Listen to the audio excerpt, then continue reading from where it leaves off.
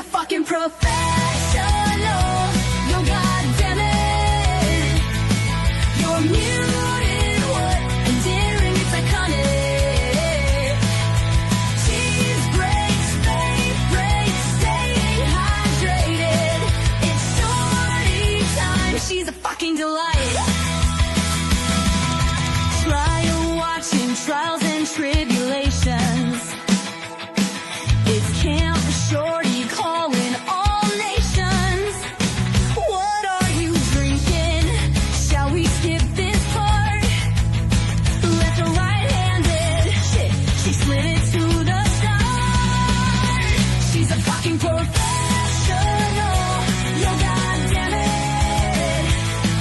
You're muted, what? I'm daring, it's iconic.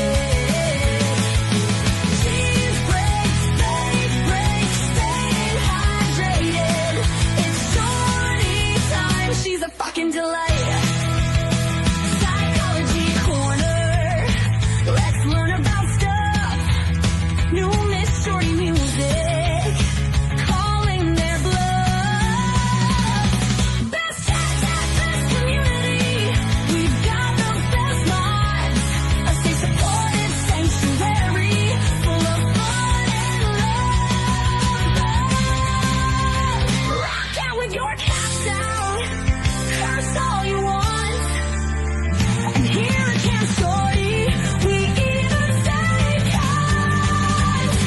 She's a fucking professional. You goddamn it. You're muted, what? And daring, it's iconic.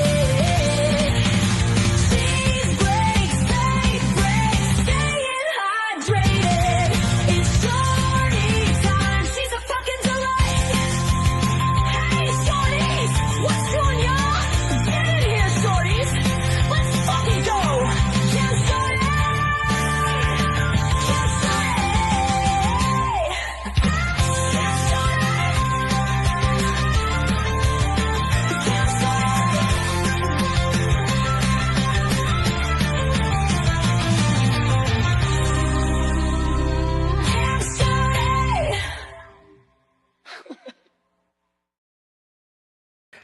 Hey, shorties. Hi. Hi. How are you? It's so good to see you. Happy Friday. Oh, right on cue. Yes. Pigsy, the giant bag. For goodness sake. They're like, do we love you or do we love pigsies? Oh my God. Wait. Wait. How have I never thought to do this before? What? I can't. That's one for the trolls. Enjoy. Hey. Hi. It's so good to see you all. Who's here? Lainey. Hi. Bluebird. Hi. Vixie. Hello. Salty. Looking forward to our chat tomorrow. Wait. We had to postpone last week's final roundup of our 13th juror. So that's tomorrow night, Salty, at 5 Eastern. Yes. Wait, 6 Eastern. 6 Eastern tomorrow. I changed it. I don't want to get up super early. Hi, Princey. Oh, Salty, you said on your live yesterday you weren't sure what walk and talk, Shorties, walk and talk meant.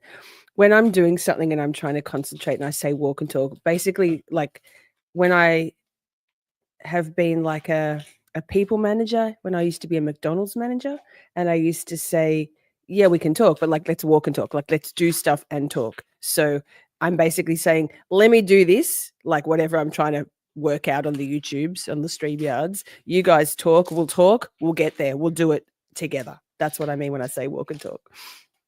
Hi, Shelley. Does say hi, Princey? Yes. Excuse me, clearing my throat. Ms. What the fuck? Hey, girl. Bluebird, hey. I think that's everyone that I can say hello to. Did I say hi, Micah? Yes, I did. Hi. Oh my God, the week that was. I've moved my microphone to the other side because when I look at the TV, the other monitor here, you'll still be able to hear me. It's like it took me 5 months of having a second monitor to work out. I could probably put my microphone on the other side. It's like I'm turning into a real YouTuber. On that note, Ms. What the fuck? If she wasn't already the fucking best producer and friend and moderator ever, like the best human. sh- Together we work very well. And I said, hey, you should try Canva. You can make some cool stuff on Canva. That's where I do all the app on which I do all of my thumbnails and cover art for my music. So she got Canva. This woman. We've got some new stuff, some new bumpers and stuff. Hey, Holly, good to see you. Stream Elements, hi. Good to see you also. Okay, have I said hi everyone? Yes. Oh, there's Tony. Hey, Tony. Speaking of Tony, coming up at 9 Eastern, like in 3 hours. Yee. Hard stop. Tony and Colours Flight are going to join for another conversation. I don't think we're going to get Mr. Colours tonight, although you never say never. But actually, I'm going to take out one earbud, just one. They're going to go the long haul.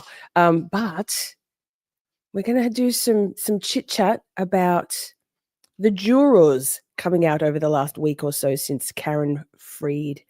So I'm really looking forward to that, and wherever else the conversation takes us. But Ms. What the fuck has we together, but mostly What the fuck has we have plans, we have agendas, YouTube agendas, not personal agendas. Lol. Canva is great. Correct, Jennifer McCabe.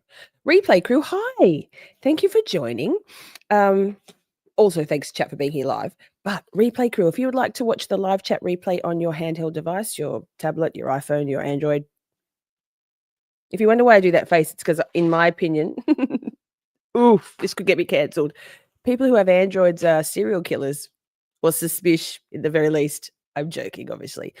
If you have light mode on your phone and an Android, we're going to have a chat, because what is going on? Anyway, replay crew. Swipe left on the comment tab. There's a couple of little dots up the top. If you swipe left, it'll give you the option to watch the live chat replay instead. Boom. Boom. Grazer, hey. Nicholas Ticholas, will we see Colours? I don't think so. Colours is a fucking Jedi ninja, Tim. Nick, Tim. Who's Tim? Oh, the cat. So no, I don't think so. Hi, Sammy. Good to see you. Karen is free, huh? Pretty fucking amazing. I love it. I still like chat and replay crew. I can't not. I still cry. Hi, Buster. I'm still getting all fucking emotional. What I mean, imagine how Karen feels. I can't. Like I can't. I can't imagine it's sunk in for her yet that she is free, and I wonder whether she'll now take some time, a lot of time, and hopefully maybe some therapy. It's coming from me, who could really use some therapy. But I wasn't framed for murder. It's going to take her a long time to come to terms with the episode, if you know, you know, that she has just been subjected to. I mean, Ms. What the fuck? I was having. She's like, I fucking quit. I'm not doing this anymore. How dare you? That's assault. I'm so far behind in the chat. Yikes. Like, that's literally assault. No, it's not literally assault. Wait, stop using literally. Now, Bluebird. Yes. I was thinking about you. We're writing a song tomorrow night. We might have to change it back. What the fuck? From I thought maybe it might be kind to the members, because I haven't done a members only stream for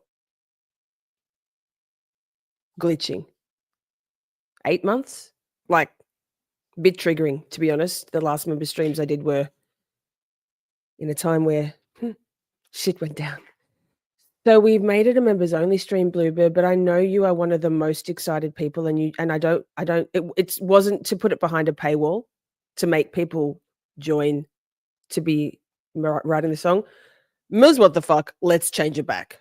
Okay, done. Because Bluebird has to be there. The end. Next. That. Hi, Simmy. Good to see you. Have you cooked your dinner? And what did you cook? Salty Sleuth. I said what I said. You know, I can't be perfect. I can't be perfect. I have opinions and I'm going to say them.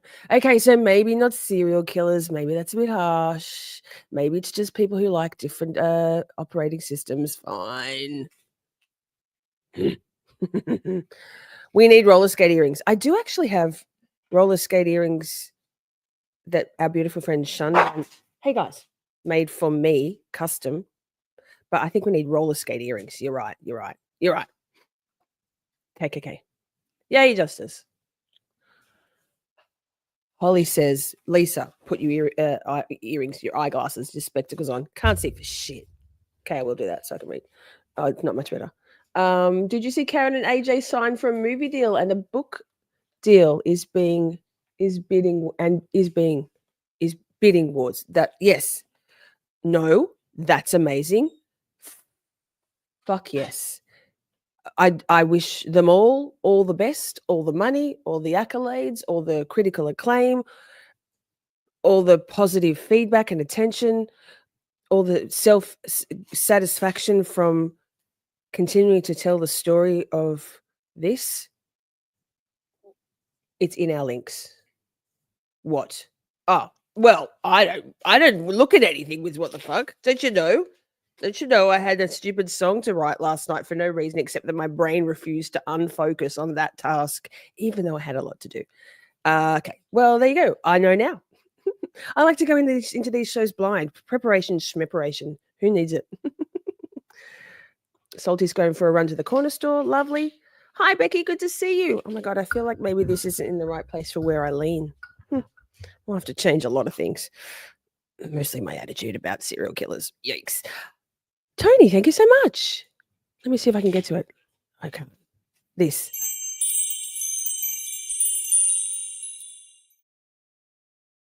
Oh, that reminds me. We're doing the draw tomorrow night. There's quite a few names in here because it's been a couple of weeks of a Miss Shorty merch top, t-shirt, whatever you need. No, that's too close. God damn it. See, I don't like change. Should have kept things the same.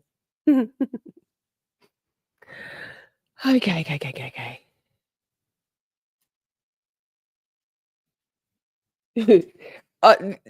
You're trying chicken wings or you're frying chicken wings? Last week I thought you were cooking children because I didn't have my glasses on.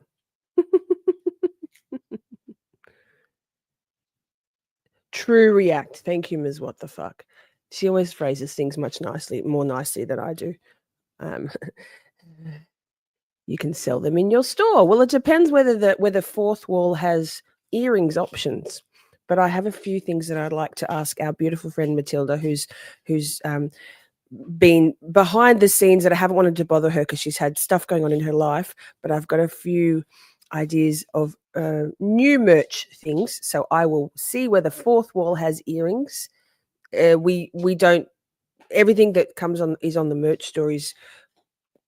Comes from a stock, very huge stock. I mean, we have sneakers, we have dog collars, but if Fourth Wall has it, that's the platform, the merchandise platform. Is that what it's called?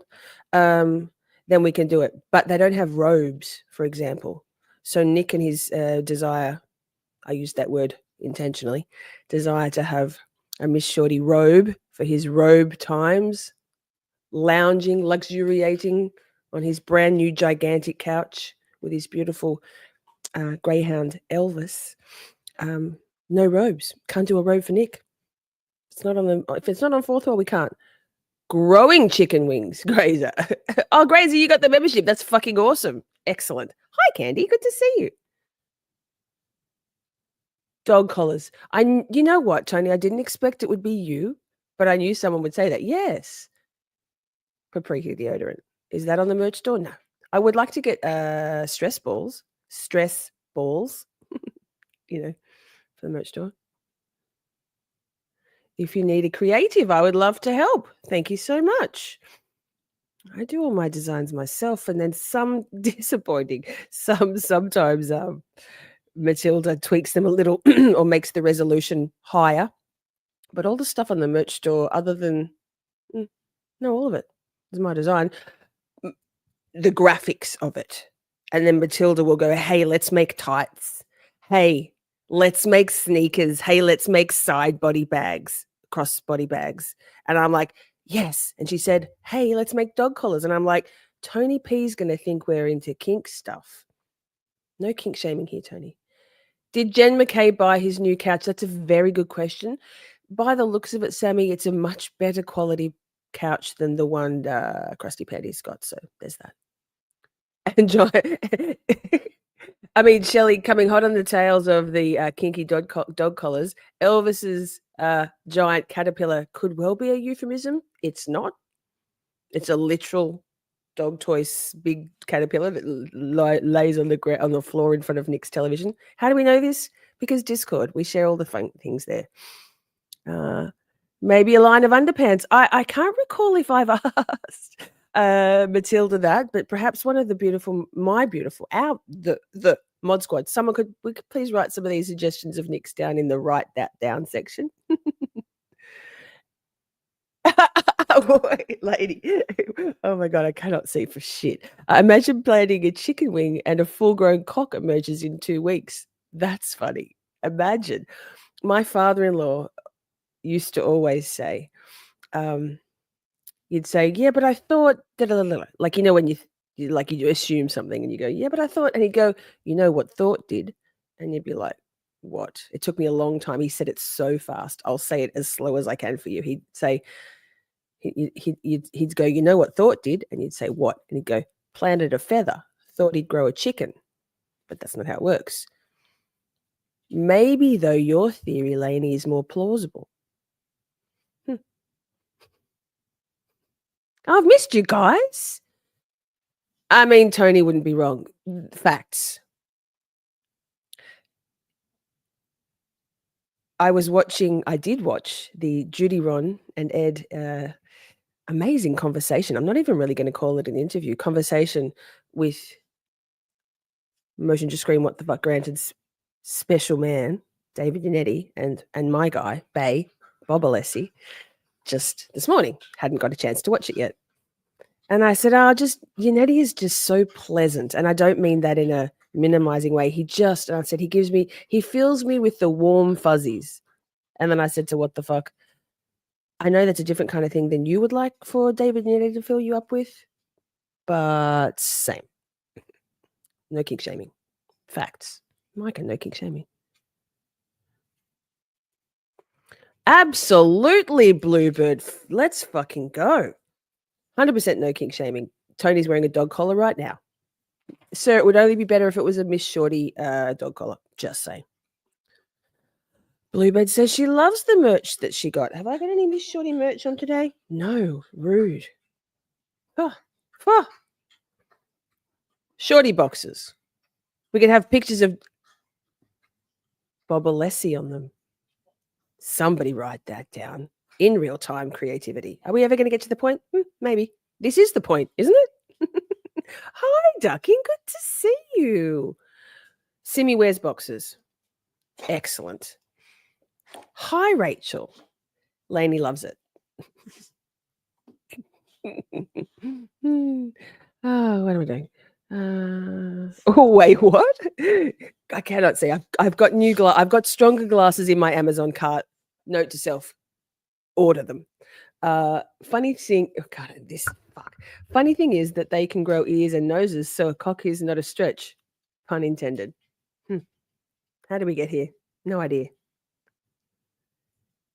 How about a cotton baseball cap with funny see you next Tuesday? Do we not have that? I just ordered 3 caps off of the merch store. I ordered a Shorty 69, the Shorty Cherries design, and the bold and mysterious girl, the girl in the circle, the purple and pink and stuff. I know there's funny excuse me, bucket hats. Oh, great, I said it out loud. Fuck, monetization, fuck. But I think they're very small. For some reason, I'm not sure if they're full-sized. Yanetti's on my naughty step at the moment. If you know, you know. Why? What happened with him and what the fuck? How come she didn't tell me already? Lainey's gone commando for years. I don't see the point of underwear. I mean, let's not go there. Oh, not a trucker hat. Oh, can somebody please write that down? A cotton cap range. My cap that I've already got is a flex back. We do have a flex back range. A flex fit. It doesn't have a ponytail spot at the back, but I think that's cotton. But leave it with me. I'm sure that my beautiful mods are writing something down. Fingers crossed. Hi, Jim Cox. Everybody loves Cox. We've just been talking about Cox. Roosters. I think. I'm not even sure. Hi. Hey. 20 minutes in. I think that's all right.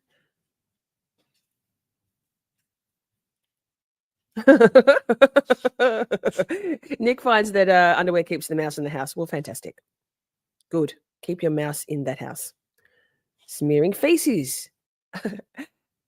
As a USA, it's very odd to me that there were so many Aussies and Euros interested in the Karen Reid and Turtle case. It was especially prevalent in the first trial. You know what? Smearing feces. Thanks for making me say feces out loud, but I suppose it's not much worse than what I say willingly. We don't have Hi Butterfly, by the way. We in Australia don't have televised court hearings. So for those of us who appreciate and enjoy trials, which is me, I'm a trial watcher. I'm always watching a trial. I'm currently sadly having to watch, not sadly, sidebar, the Brooks Houck trial just started this week for the conspiracy to commit murder of his girlfriend, Crystal Rogers. And there's no cameras in that courtroom in Kentucky, the Commonwealth of Kentucky. So Lawyer Lee, I'm not sure if anyone else is, but Lawyer Lee is boots on the ground and doing nightly recaps. So if you're interested in that, Lawyer Lee is the one to follow, subscribe to, and watch. But I digress. So we don't have any court televising. It's just MSN, mainstream media, standing on the steps of the courthouse and what have you, and reporting on what they've seen and heard in court, which, how reliable is that? Not sure. And court drawers, what are they called? Sketch artists. So there's not much there. So that's why we'd watch a lot, because you guys have these amazing, in most of your states, you have amazing transparency in your legal system. Maybe not in Massachusetts. You know what I mean? Generally. Also, Australians are renowned for being, in terms of Karen Reid's case, Australians are renowned for rooting for the underdog. And Karen Reid was the penultimate underdog, right? So that injustice speaks to many Australians. So I think that's your answer. And so for folks who love and need, are compelled to watch court proceedings, it's got to be in the States for anybody around the world, really. And did I see trial channels here? Hey, if you're not already, please go and subscribe to the trial channel. And if you're not, why not?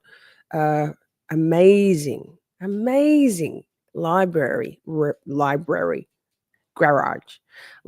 of trial content, including both Karen Reid trials. Second and final, huzzah, Karen Reid trial, all grouped into per witness, or if they're long like bukkake, and then all the sidebars and stuff cut out, time stamped in chronological order. Do yourself a favor. The only place to watch raw trial footage. Garage. That's it. Oh, Butterfly, did I say hi? Yes. Okay, shall we get into it? That's not bad. Not bad. 24 minutes soliloquy was what the fuck said. You digress? Never. See, but I have a skill to generally remember where I was going with it and come back around. Surely. Circle back. Smearing. It's about like peering over the neighbor's fence and being concerned but glad it's not going on in your house. Like, amen. Facts. All right. What do we got? Should we do something like official and shit? Hi, Lynn. Good to see you.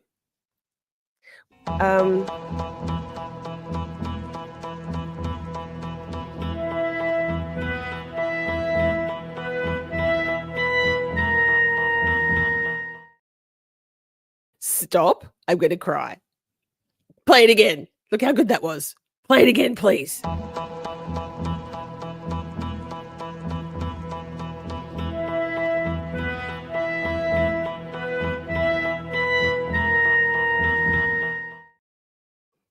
Wow. Love it. Trial channel. Epic bumper. How good is Ms. What the fuck? I'm like, hey, you should try Canva. It's pretty cool. And she goes, yeah, I'll try it. Boom. Why are you a government worker, Ms. What the fuck? Bravo. So good. And like, it's like the Brady Bunch of Shorty. Cool. Hi. Are you coming on screen? Oh, wait. Fuck. I just took you off the screen. Sorry, man. Professional. Hi, Ms. What the fuck? Chat, this is our beautiful friend, producer, and fucking legend, Ms. What the fuck. You're so funny. Hi. Hi. I have a voice this week. Finally. It's back. Yes. Oh, I'll say again, you did sound very sexy, but also like sick as a fucking dog, which nobody wants for you. So I'm glad you're much more well now. Thank you. Yeah, so this week is the week that was. So this week, we had a whole bunch of stuff that happened. And so just diving in, starting off, we have a bunch of statements. So I just kind of put them together for you. And I originally just showed you one statement and then a bunch of other statements showed up. So I put them all together. So it's kind of a first react for you. As most of this is. So this first one is the Canton Select Board Chair John McCourt's statement. Can I just pause and defend myself briefly to say that actually I send you, Ms. What the fuck, some clips also. Like I contribute to this. It's not like I'm like, bitch, do my work. A little bit of that. Like there's a little bit of that, but not a huge amount. It's not that at all. You send me a lot of stuff and I just find other stuff too. And we do it together. And we often have the same, you're like, yeah, I actually, you'll send me almost like cross-pollination where you'll send me something. I was literally just about to send that to you. So exactly. We think alike. So it's, yeah.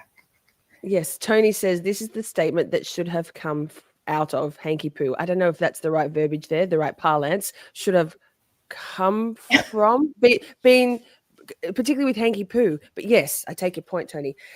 The town of Canton acknowledges today's verdict in the Commonwealth's case against Karen Reid.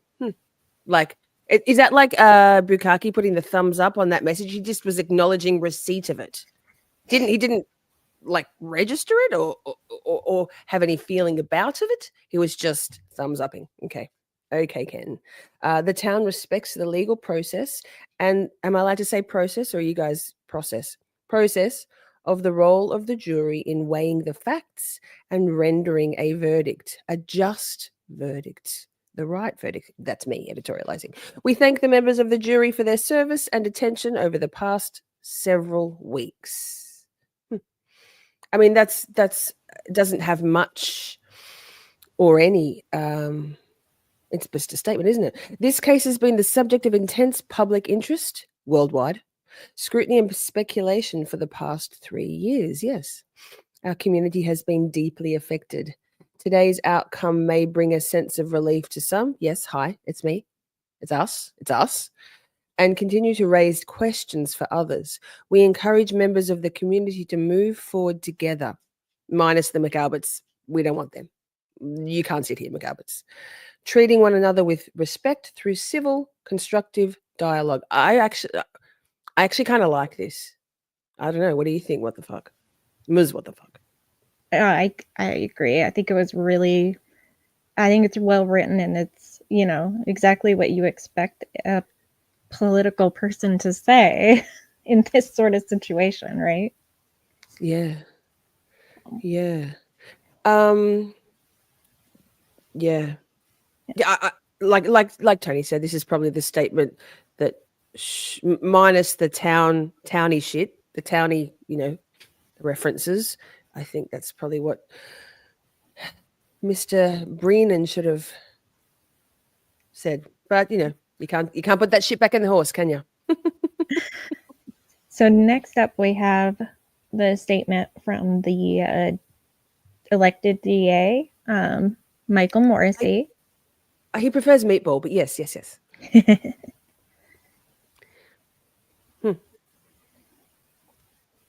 jury has spoken. With Is that like a Survivor reference? Is that a callback to Survivor? perhaps. Did he put that over his face, or is that how it was released? I put it over his face. I put all the pictures on. Was that it? That's it. Yes, from Meatball Morrissey. That's all he said. The jury has spoken. Wild. Yeah, with no period. But I guess if you can't say something nice, don't say anything at all, right? So it kind of makes sense. Yeah. Ellie says Morrissey is yuck. Yes, yuck. On so many levels. Yeah. And so then, because coming up after this is AJ's statement, I did pull up and put together Brennan's statement, although I think we covered that already, but I didn't know if you wanted to read that again just to kind of tee up for AJ's, which is very much responding to this. Yes. So Brennan, his picture Brennan with a little actually no, don't, that might re-traumatize us. I am disappointed in the verdict and the fact that we could not achieve justice for John O'Keefe and his family. District Attorney Meatball Morrissey appointed me, I feel like there's a comma missing there, but okay. Giving me full discretion, a comma and some integrity. Giving me full discretion to independently assess the case and follow the evidence no matter where it led.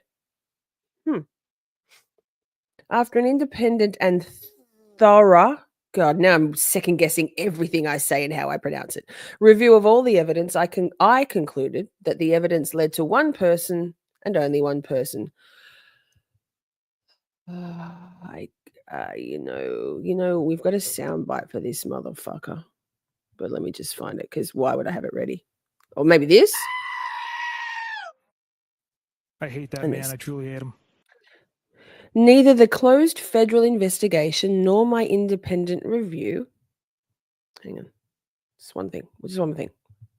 Pause. Got distracted. Nor my independent review led me to identify that any other possible suspect or person responsible for the death of John O'Keefe. Okay. Cute. The campaign of intimidation and abuse that has been waged, funded and promoted in public and on social media. I want to say this is projection, because if there aren't scores, or no, maybe 7 McAlbert trolls who are paid by the McAlberts and Meatball Morrissey to spread their disinformation on social media, I don't know, because I'm not paid. Is anyone who else is here is paid? I'm not paid. Is the antithesis of justice.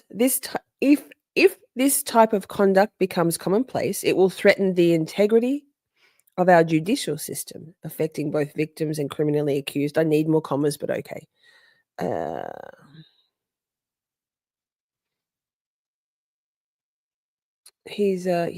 We cannot condone witness abuse. No. Causing participants to worry for their own safety or that of their families. I concur. I agree. What about Dr. Wolf? Dr. Wolf with an E, Dimples, Arca, and his family. It is my hope that with the verdict, the witnesses and their families will be left alone. The harassment of these innocent victims and family members is deplorable and should never happen again in a case in this Commonwealth. No, well, let's make them suspects instead of witnesses, and then it's cool. My heartfelt condolences to the O'Keefe family. This doesn't make sense, this sentence. It gets me every time. My heartfelt condolences to the O'Keefe family and faith that over the coming years we'll find peace and closure. Sir, Did anybody read this for you, proofread it? That Faith needs some more words or something. Well, I agree with that. Indeed. All right. So AJ didn't love it. None of us loved it. Someone says he's such a douche. He is such a douche. People throwing shade at him for his outfit in Dunkin' Donuts. I don't know. I just think it's weird seeing people out of their court attire. I'm not trying to defend Hank Brennan in any way, but I mean, he's just getting a coffee. If you guys could see what I wear around the place at home, he's a style master. All right. So that. All right. So now we have, this is AJ's response.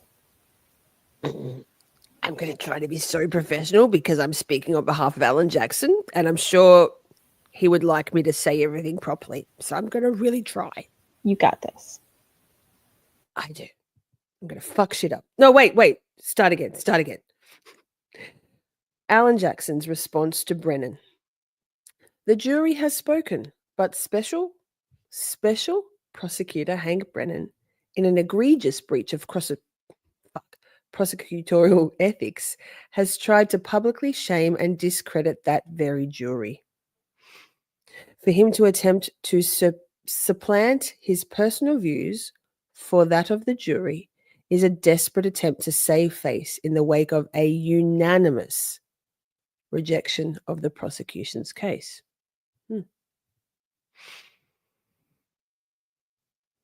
The rules of Fuck, I can't. What? The rules, maybe I'm putting too much pressure on myself.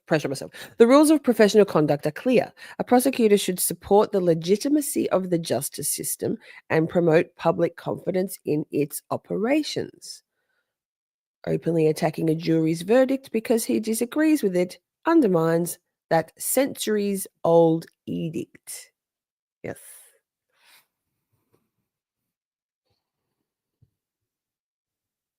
Mr. Brennan claims that his investigation was thorough. If that were true, the Commonwealth would have uncovered what we, the defence, uncovered. Hidden exculpatory evidence, lies and perjury by the Commonwealth's own witnesses, cops covering for other cops, a biased and corrupt lead investigator with personal ties to witnesses, and inculpatory and suspicious conduct by myriad witnesses. Myriad is one of my favorite words. There's so many ways to use it. I fucking love it. 1010 AJ. Special. The only job of an ethical prosecutor is to seek the truth in a just and fair manner. The Commonwealth fell wildly short of that responsibility. Do you think that's a shout out, Kelly Diva? Wildly? Theirs was not an effort to find justice for John O'Keefe. Rather, it was a personal vendetta against Karen Reid by DA Meatball Morrissey and his hand-picked prosecutors, and it cost the people of Norfolk County millions. He's such a badass. The fact that Karen Reid is factually innocent and this case should never have gone to trial in the first place. The fact is, Karen Reid is factually innocent, and this case should never have gone to trial in the first place. This case is a stark reminder that there has been a complete breakdown in what is supposed to be our justice system. Those in power are more interested in protecting themselves than the citizens. Those in power are more interested in protecting themselves than the citizens that they are sworn to protect. Got it. Hi, Ruthie. The Commonwealth's defamatory public comments ring hollow to the very constituents they are supposed to serve. It is now crystal clear that disgraced DA Meatball Morrissey has no interest in actually seeking justice for John O'Keefe by identifying and prosecuting the real killer or killers. The Commonwealth would rather simply condemn the jury at its fair and lawful verdict. We are thankful for the jury's commitment to truth and that they found their way to a just verdict. But make no mistake, if DA Michael Morrissey had his way, the truth would never have come out in this case. it would have been lost somewhere in private and deleted conversations that would have never seen the light of day. Corruption like this doesn't happen in isolation. How many innocent people have been railroaded because of failures in our judicial system? We as citizens must demand more of our institutions. Amen. This whole statement was scathing, Lainey.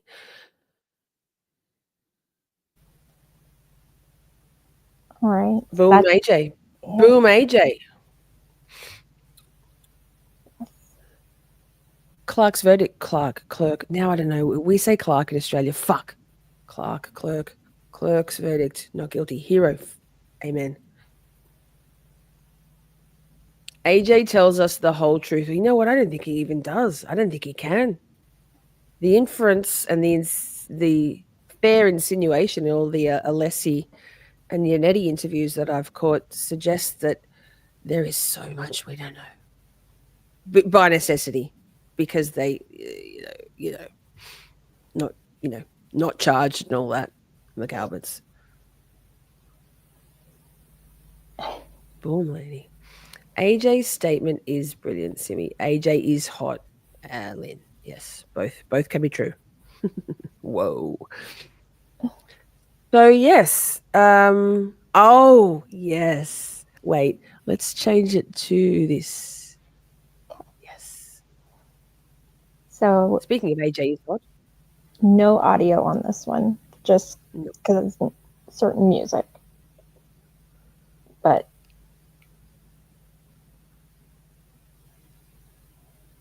Here we could put some music. Wait. oh Oh God. This like this. Shorty, swing my way. Swing it over here, shorty. Whatever you get to Nick. AJ, I feel sad. He looks like, I guess he's just deep in contemplation. Maybe, I don't know.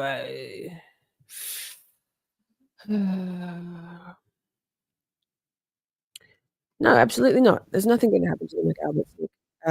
That's the common understanding. I've said it quite a couple of times here, and I as you all know, I am a lawyer. I am an esquire. Lol. Yes, Jim, we have got that clip also. Yes. Yeah, no, there's almost no way. There's almost no way that even if there was irrefutable, like, I don't know, DNA or something, like dead to rights, pardon the pun, evidence of the true killers, there's no way that any district attorney's office will bring that. No prosecutors will try to bring those killers to justice, to court, because the defense of those people will be third party culprit Karen Reid. It's in and the same Shorty investigation. Now, while I think of it, Sherry Berry, hi. I haven't DM'd you, and I don't know if y'all saw, but Grumpy Bear won the Caption This contest. I got confused and thought it was Grazer because it's another Shorty husband, a Mr. Shorty, with the handle starting with G. But Sherry Berry, it was your Mr. Berry. So can you get him to choose a top or a mug or a tumbler off the Miss Shorty merch store and shoot me a DM with your selection, please and thank you, Sherry Berry. Yay!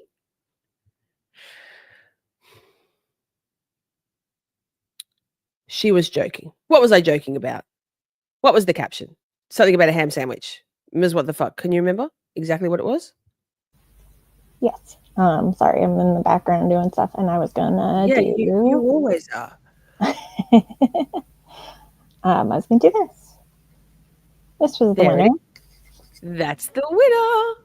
A ham sandwich really sounds good right now. Now, we also, on that note, is now a good time. We may as well, while we're here, we have a new Caption This. Well, I guess we'll wrap it up for next weekend. We won't do it this weekend. Well, So continue. the due date is 6/27, which is today. So we just need people to get their comments in by the end of the day today. Yes, that, and then we'll vote. Exactly. So if you would like to caption this, Nick has come up with a fair few zingers in there, so it's hot competition from Nick Francis. He doesn't live in a van, by the way. So, yes, that's Yuri Buchanik with a bird poo or a bukkake stain on his jacket. Love it. Okay. Sydney. If only. I don't think there's going to be. It's my understanding from the law tubers and the law enforcement tubers that the most that may happen is obstruction of justice and perjury charges, or corruption within the system, not the actual murder. And people like Brian Higgins, I mean, allegedly, no, Brian Higgins would be head on the chopping block, I would have thought, for some sort of charges, but it won't be murder charges. I mean, I hope I'm wrong, and obviously I don't have a law degree, so perhaps I could be wrong. Hi, Cheryl, good to see you. You're done. Okay, what have we got next, Ms.? Oh, yes, you're so good at this. Wow, thank God you're here. Yeah, let's put us on the side of this. Look at us on the panel. Woohoo! Here we have a fantastic clip from one of our dear friends' interviews. Or I wish they were our friends, but we'll just pretend for now. Dr. Welcher, when he was, in his only could do his Dr. Welcher voice, is like, what's possible? Well, it's possible that Lexus could have gone in reverse and jettisoned into the universe. And I said, did you just say that it's possible?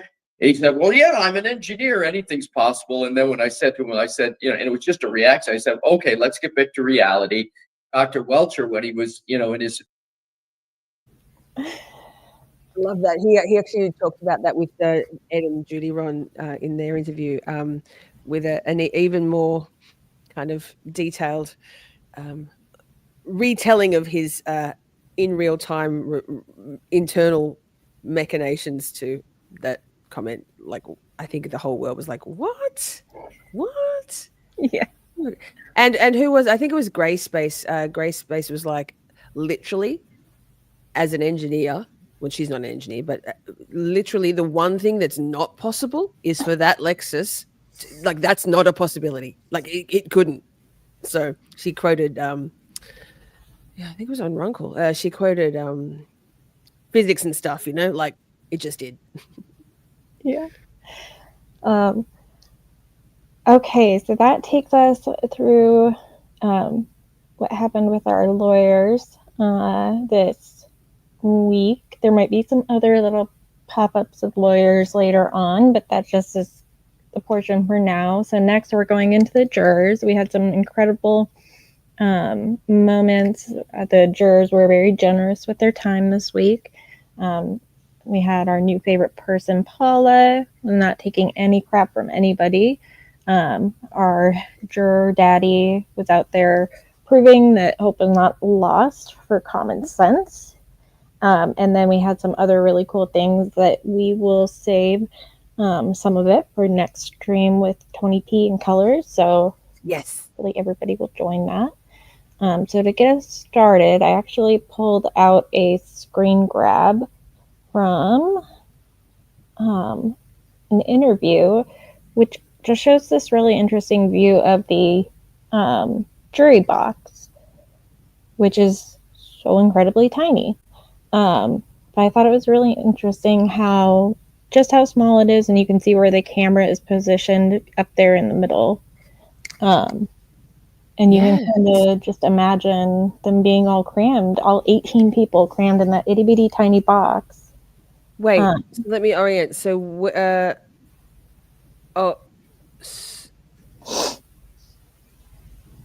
so the I can't. I'm so bad at direction. Yes, help me out here. Yeah, they're the jurors. The jurors would be sitting here, and then this is the podium that they kept moving around. And then this is the prosecutor's table. So this is like where Hank would be sitting. Oh, okay. Yeah. Yes, of course. So it's so Right. tiny. So back of the courtroom is on the right of the screen. Front of the courtroom where Bev sits is on, and her Bev's janky curtains is on the left of the screen. Is that what? Am I right? Yes. Yes. Direction and me do not mix. Totally understand that. So yeah, so I thought it was just really cool. So I snipped this little picture out of one of the interviews.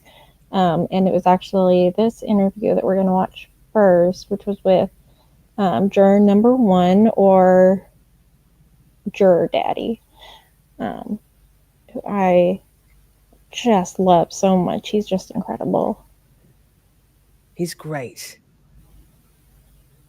So we'll get started. What raised questions for you about the police investigation?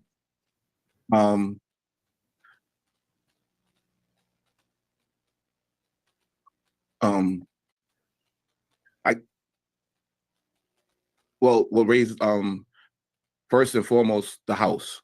I mean, from if I was in that house, I know that house would have been stormed. First and foremost, like no one went into the house. Someone's laying on someone's lawn, but no one goes in the house.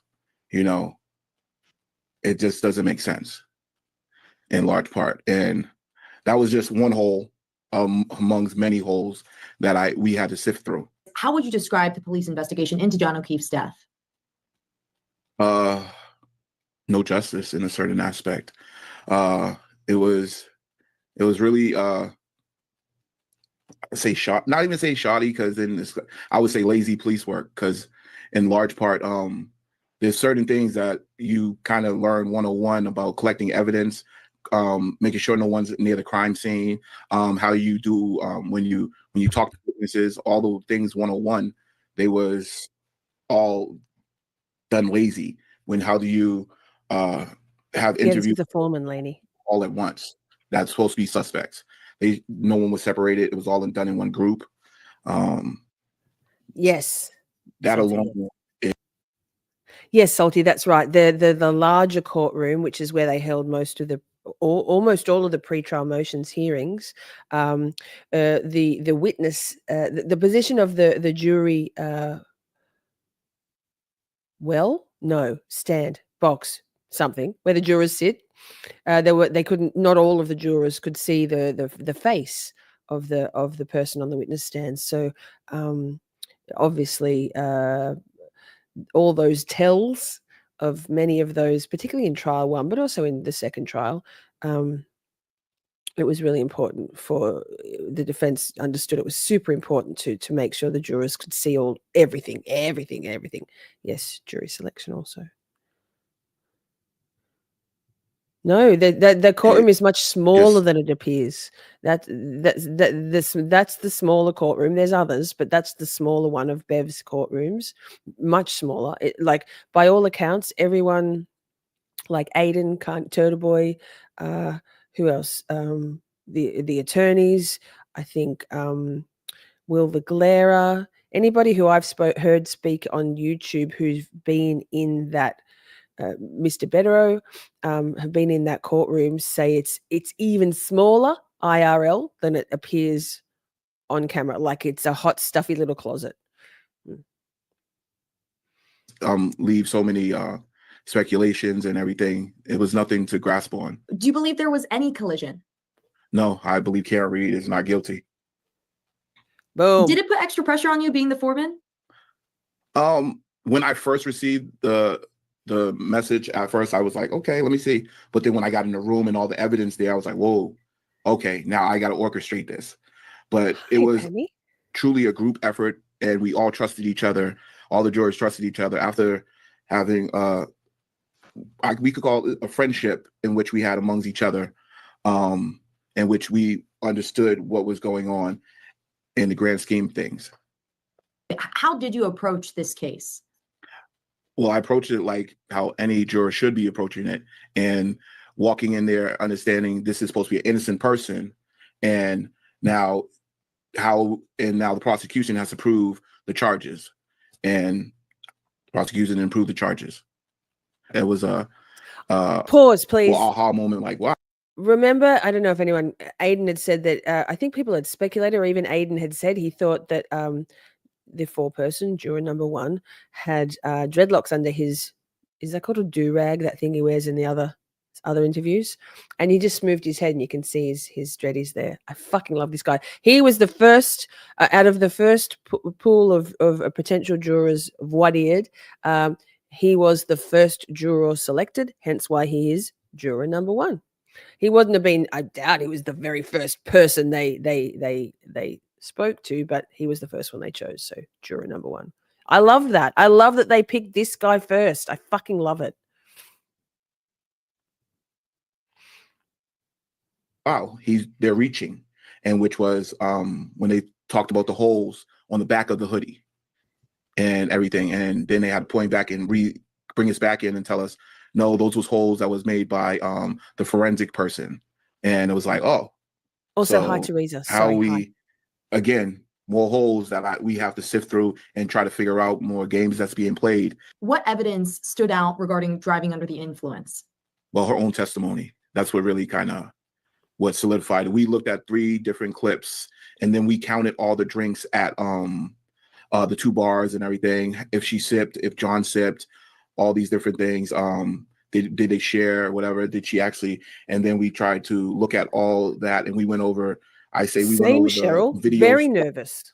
Very nervous. I think that filled us all. I know we'll be talking to Colors Flight and Tony more in depth about, and having a conversation more about all the jurors. I know Colors was and still is very concerned by juries as a whole, and I think we were all like, oh my god, it's the guy that didn't take notes. I know on Twitter I was like, no, it's Groundhog Day in fucking Dedham Superior Court. But thank goodness, by all accounts, Paula, how many times have I said that? Paula, juror 11, who's lovely, by the way.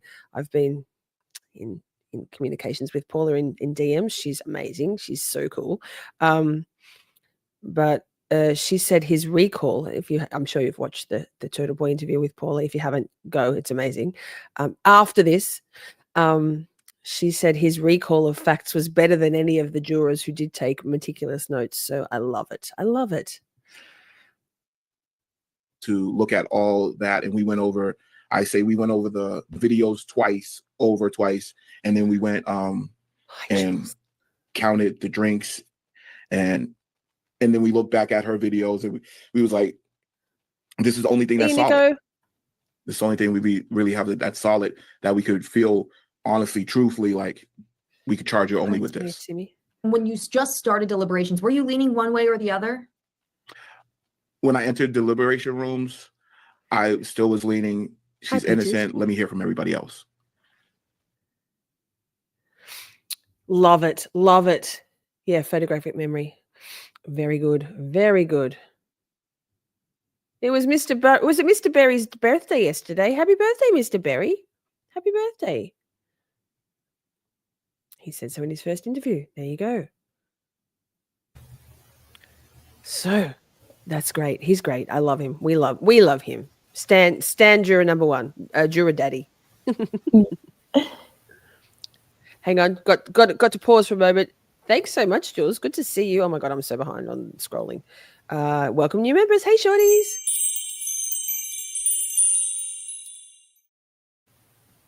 Oh, you know what would be great? Wait, let me go back to comments. If Bluebird got did she? Bluebird, there we go. We can keep it as members only. Bluebird, you now can join the members only stream. Win-win. Thank you so much, Jules. We're doing a songwriting stream tomorrow night, and it's a members only. So yay! If you're not a member and you want to be a part, I mean, just join for 1 month or something. Something. No. Okay, so the next one we don't have to watch the whole thing, but it was incredibly cute, and you sent it to me, so I mean, we had to include it. We had to. I did some work. It was so cute. If I do something, we've got to like acknowledge me. Like, hey, look at me! I can do this. I can sort of do this occasionally. Yeah, it was just that you sent it, and it had me like rolling because it was so incredibly adorable. Like, I just about died. But anyways, so we'll. And can you just take us into this jury room and how the jury came to the conclusion it did? Collectively together, we looked at all the evidence that we was presented with, and we made our decision off of that. We didn't, at first, some had their own personal opinions on what the case should be or whatever, and was like a personal feelings and stuff like that. And we had to stick to what evidence we had in front of us. Okay, I know we just watched this last week, so we don't have to watch the whole thing, but it just was so cute. Do you know, Ms. What the fuck? I feel like if anybody can work out how to do baby AI or something like that, it would be you. Just saying. Not that we Oh gosh. Sure, she's like, sure, I'll edit your new pre-recorded things. Sure, I'll use Canvas. Sure, I'll make bumpers. Sure, I can do anything. Miss What the fuck could do anything. Like, honestly, you're a wicked smart. You're too nice.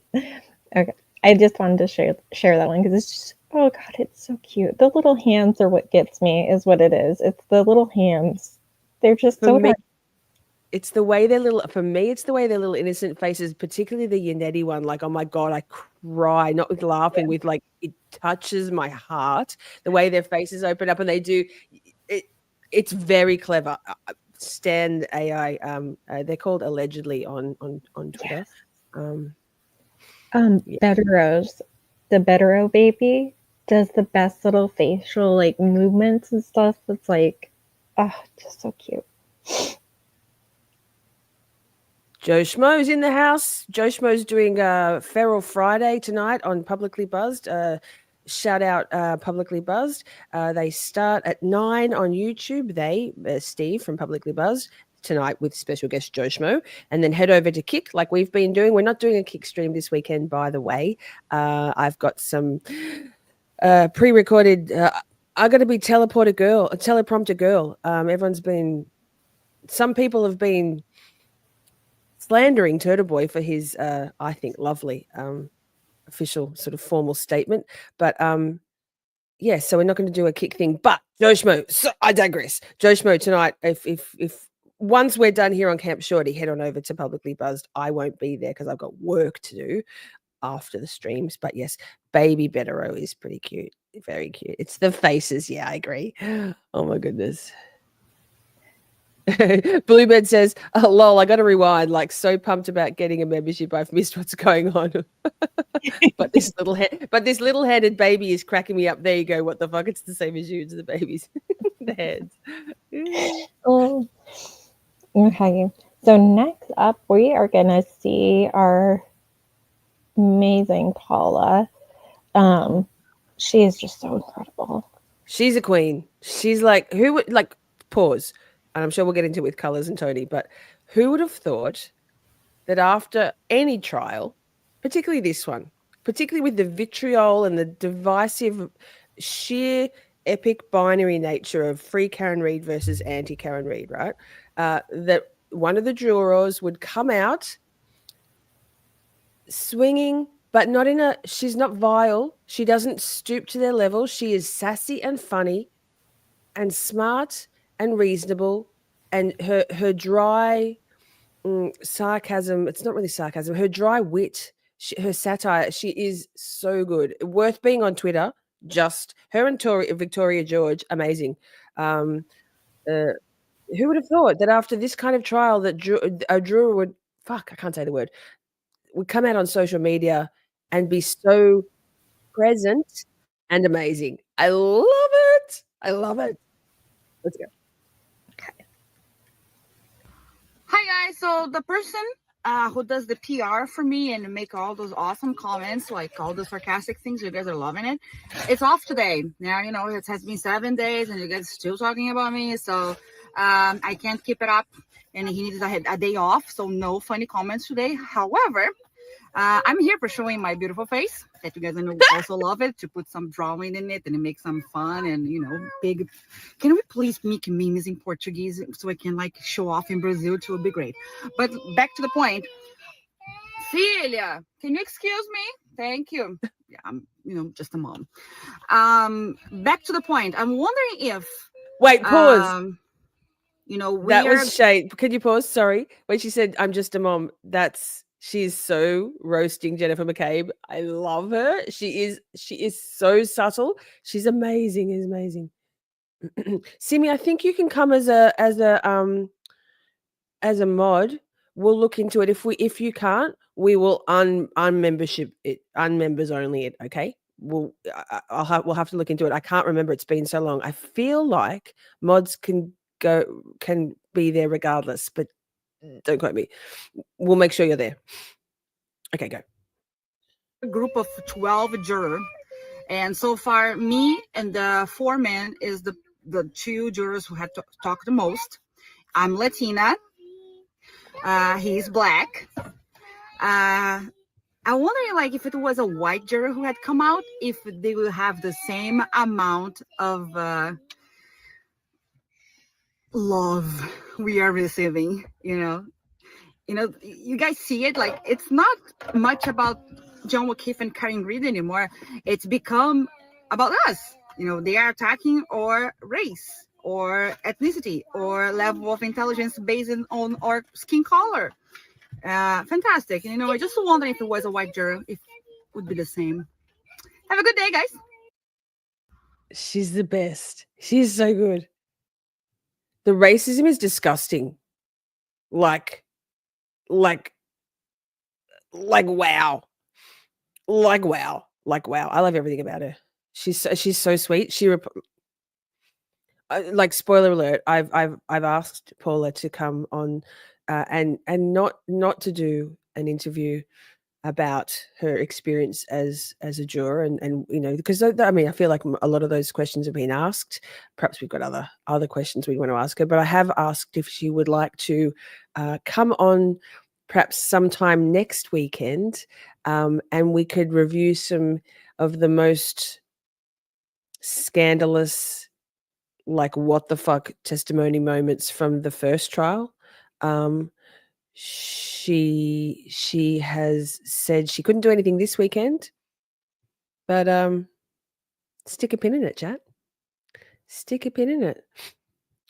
Like, is her favorite number 69? Well, obviously I'll ask her that. She might not get the inference, but maybe she will. So that. And also, while I think of it, next week is my 50th birthday. Just saying. I'm turning 50 on the 4th of July. 4th of July. Just 1/4. 4th of July, 50. So in Australia, everywhere around the world, the 4th of July this year is on a Friday, but that will that. So I'm going to stream on my birthday because I've taken the day off work. I haven't taken a day off work for any other reason than by necessity because of public holidays or forced holidays here. So taking the day off work, we're going to do a birthday stream. We're putting together an epic birthday / 1 year anniversary of Shorty live stream for you all. It's going to be on your Thursday night, so on 4th of July Eve, because it's my birthday on. I'm in the future, chat. I'm in the future.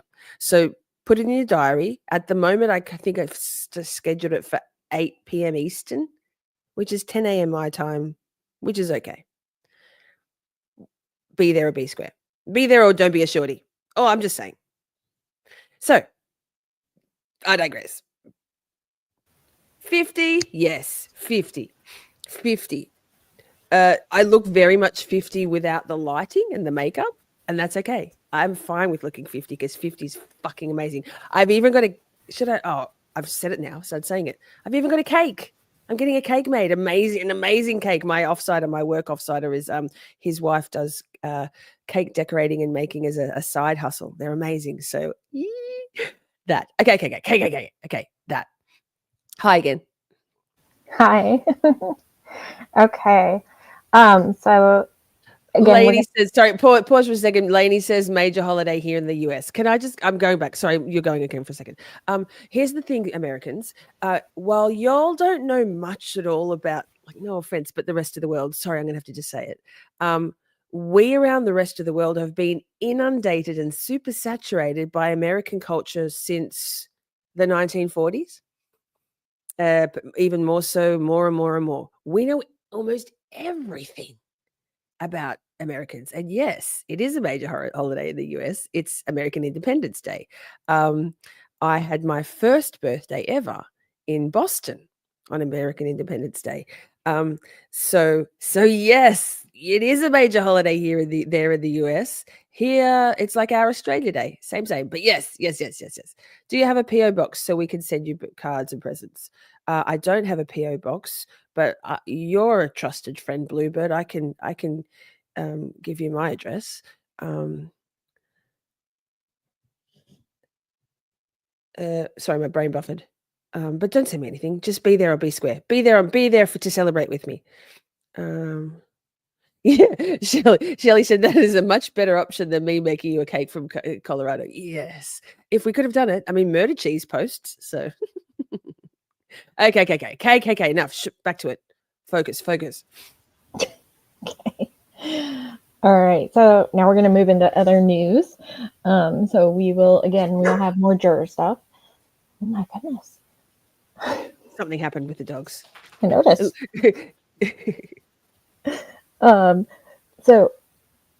In other news, we had interviews with witnesses and Officer John O'Keefe's family, as well as some really great insight provided by a legend, Bruce Rivers, as well as a former Massachusetts judge. And then we also have breaking news of a screen adaptation of the case and a book deal. So we're going to start off with that, actually.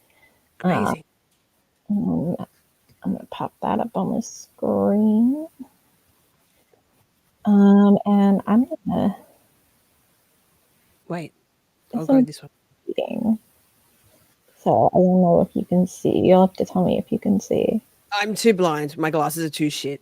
Okay, no worries. Sorry, man. Thank God you're here. No worries. So Karen Reed Inc.'s deal to develop screen adaptations of murder case. So this is in the Hollywood Reporter. And so everybody was linking to this in Twitter a couple hours ago at this point. So it just came out. So Killers of the Flower Moon producer LBI Entertainment is behind a scripted project, and CAA is repping rights for Reed, who was acquitted of second-degree murder in the death of her police officer boyfriend. So a scripted adaptation of the Karen Reed murder case, which ended in a recent acquittal, is in the works. LBI Productions is partnering with Reed and her lead defense attorney, Alan Jackson, to develop a scripted project chronicling the case that ignited national media attention. The project promises details of the Reed story not yet disclosed to the public, the producer said. CAA is representing the film and TV rights. And give some background of everything that happened. And the defense's what their position is. And then, quote, I've lived in this town with John. I saw what it takes for a small group of powerful people to be above the law. I struggled for over 3 years to overcome this power and corruption, eliciting help from tens of private investigators, multiple attorneys, and eventually the federal government. It was ultimately a groundswell of local residents and a grassroots campaign that afforded me the resources I needed to fight back, Reed said in a statement on Friday about her successful defense during 2 trials.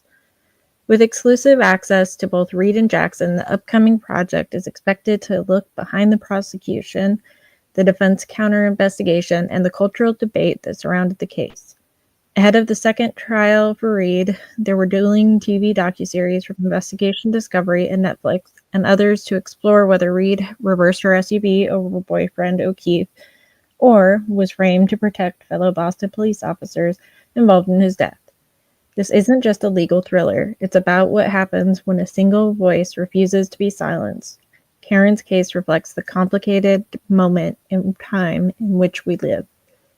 We will have an opportunity to show layers that have never been brought to light, and we are committed to telling the story with urgency, nuance, and care, LBI production head Julie Yorn added in another statement.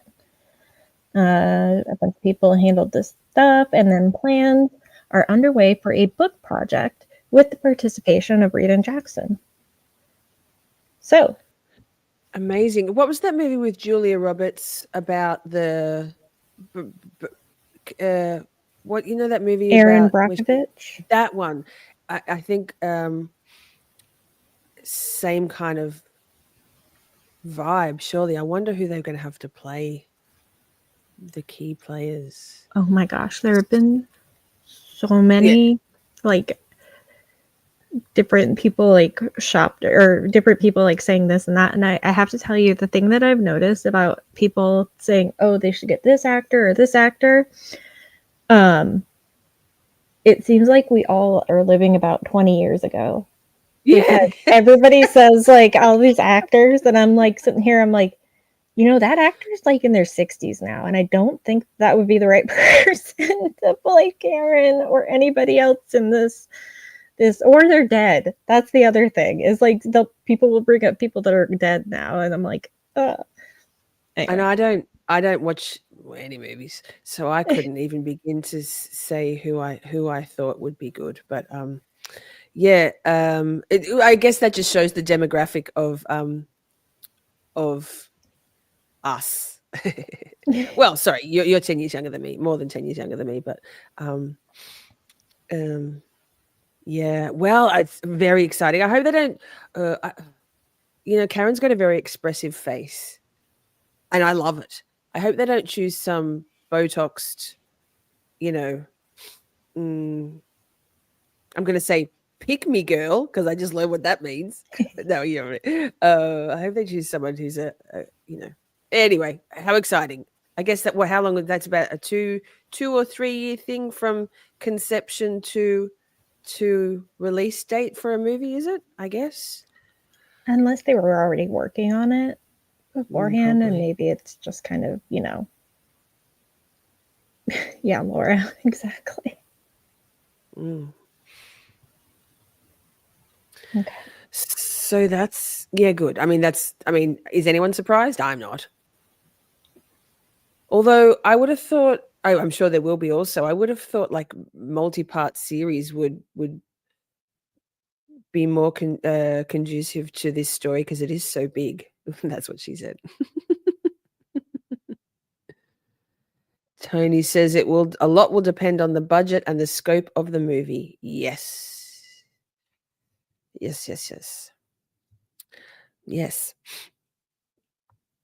Pammy loved my "that's what she said" comment. Of course she did. Of course.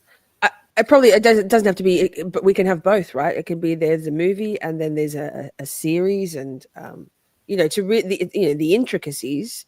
I mean, not that we need every question and reluctant or evasive answer from trial 1 and 2, but even just the 2 trials, that's like 4 months worth of stuff. How? Anyway, we'll see.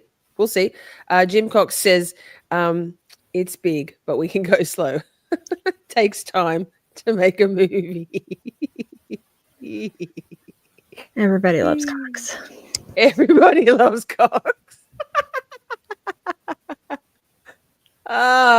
Clip it. All right. So next up, we have the one and only Deighton Daddy. Ooh. Yeah, so he did. He's glorious. Oh, he is. He did an interview with Girl with Sunglasses. Is the person, her name is Lindsay. She interviewed him, it's interesting. He chose her for this interview because his girlfriend, so he's taken ladies and gentlemen, his girlfriend is a fan of hers, and it was her birthday, which I think is super cute that he did this on his girlfriend's birthday with his girlfriend's favorite creator. That's adorable. I'm gonna cry. I know, right? Find yourself a man who loves truth, justice, and his girlfriend as much as he loves. Wait, did that? You know what I'm saying? We stand Deighton Daddy. Yeah. So I know that some people weren't huge fans because this was done through TikTok originally, and so there's a lot of little pop-ups on the screen. And the poor girl kept saying, "Guys, thank you, but Yes. stop sending the whatever they are, the lollies or the donuts or the lollipops or whatever they are, gifts." Yeah, and she was definitely trying to like chill it out and get people to stop, but you know, that's just, I guess, the way it is. And I think he knew what he was getting into when he went into the thing, and he wanted something chill, I think. So I don't know. But what I did is I wrote down timestamps so we can kind of, there might be a few that have things in there, but I just wrote down the ones that are, you know, the most important questions, I think. And We'll she put our actually, most tolerant vibe on, and just maybe we can listen, not watch, because I do that most of the time with YouTube. I miss a lot. Just saying, yeah, just to get what he's saying out. So yeah, and I gotta say, when I actually sat down and really listened to it and focused to get timestamps for things, the questions were pretty darn good. Like, they actually were some questions that you didn't necessarily expect, and he answered them so well. So I just wanted to preface that a little bit. So. Yay. Okay. Tell me all about getting a phone, like knowing that you're gonna have to see Lally, and what was that like? So, like I said, the Commonwealth was emailing me and calling me and was reaching it out him to. directly, or was it like his assistants? So it was his assistants, Mhm. primarily. And like I said, they were calling, emailing me, reaching out to my chief, because I wasn't answering the phone, or I was automatic on sending back emails because I was out on injury. I was doing, getting better. So finally we have a phone conversation. It's about 4 or 5, maybe 6 people on this phone conversation with the Commonwealth, and they basically asked me to recant what happened that day. Mhm. And that's I did. I said what I said, and I told them that when I arrived and I saw the vehicle in the driveway, there was a crack missing and a piece was missing, but it was not completely damaged, like I testified. And the crazy thing is the Commonwealth kept saying, you sure that was what you saw? So they're saying this to you like actively during your, like, just speaking to you before even trial prep? Yeah. So this is like my trial prep. Yeah. Because I was gonna be going in the next coming week. So they had asked, I don't know who specifically was the one that was talking, but they had said, there's a picture that the taillight is completely damaged, and I had told them that's not what I saw. So fast forward to when I actually get onto the stand, and they asking me questions. And when I said that a piece was missing and it was not completely damaged, they never went on to ask me more, because they knew what I was going to say, and it didn't go for them. Feel going into trial one, then knowing that the Massachusetts State Police said something completely different than you? Were you nervous, or were you just like, whatever it is, what it is? I didn't know that they weren't going to ask me more than what they asked me that. Oh. So, like I said, I recanted exactly what I did that day when I showed up at the Reed residence, and I told them, the last thing I said was that there was a crack, a piece was missing, and it was not completely damaged. And they talked about a picture, and I said no, I wouldn't agree to a picture of completely damaged taillight. Yeah. When I went on the stand, I didn't know exactly. I knew some of the stuff that they were going to ask me, because it was going the back and forth when we prepped, but I didn't know that after I said it was a crack, was there was a crack, a piece was missing, and not completely damaged. I didn't know that was going to be the end of it. Yes. So you were kind of shocked, like, what the heck just happened? Yeah. They didn't give you an opportunity.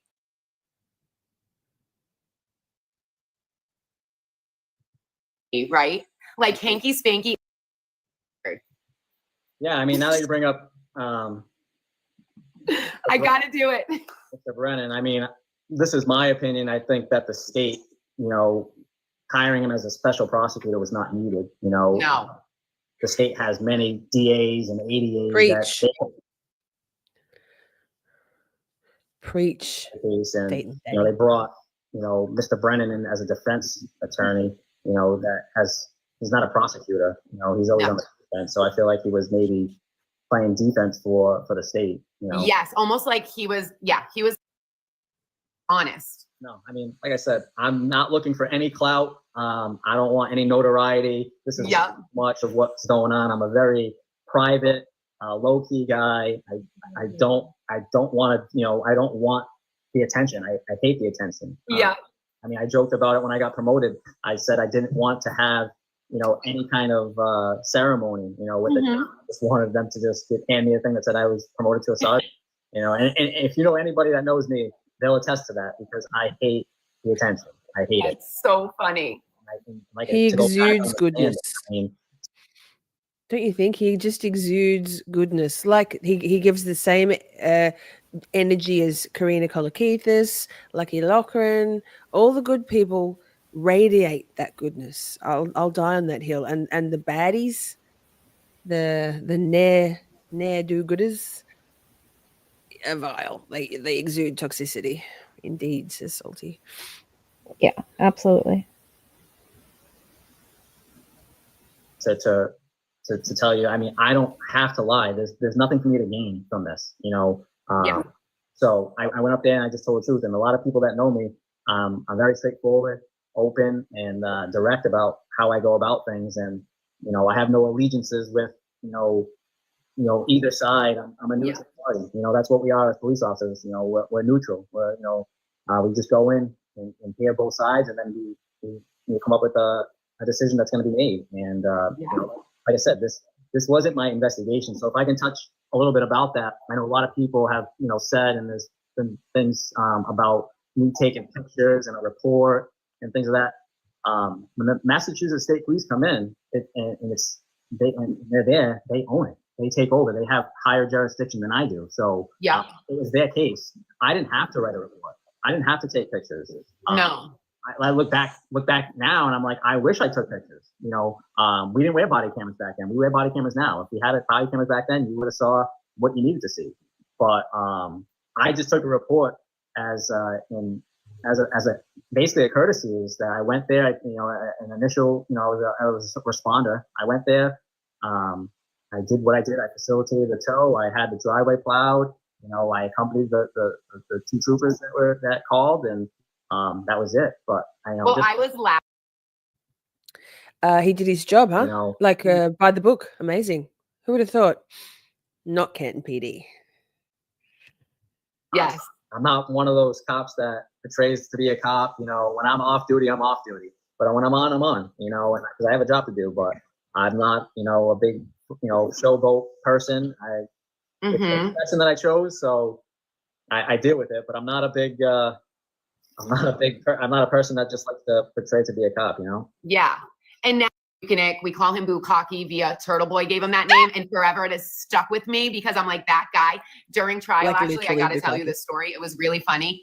That man went to intimidate the jurors, and Turtle Boy was he was coming out just from doing media during verdict watch. And he's walking down the stairs with a piece of pizza, and he couldn't see this, but the rest of us did. And there was this big pole, and he was hiding behind a pole, and he was like going like this, like say this was the pole. We see him like going like this, and I could not stop laughing. And then I think Turtle Boy, like he had to go throw something out, and they saw each other, and I was like, good for you. Like, do not let him intimidate anyone.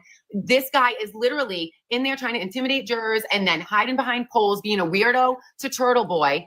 But then he goes to, like, when you have to work side by side with him, did he give you like an arrogant demeanor, or were they kind of cool with you when you met them? Because when I saw that, I was like, what is he doing? Like, why is he trying to be like, so like, he's like this baddie of some sort? Was he like low key? Good question. Yeah, that's what I was trying to say. It's like, you have to get through some of it, the difficultness, but there are some good questions. And nice when you had to interact with him in Deighton?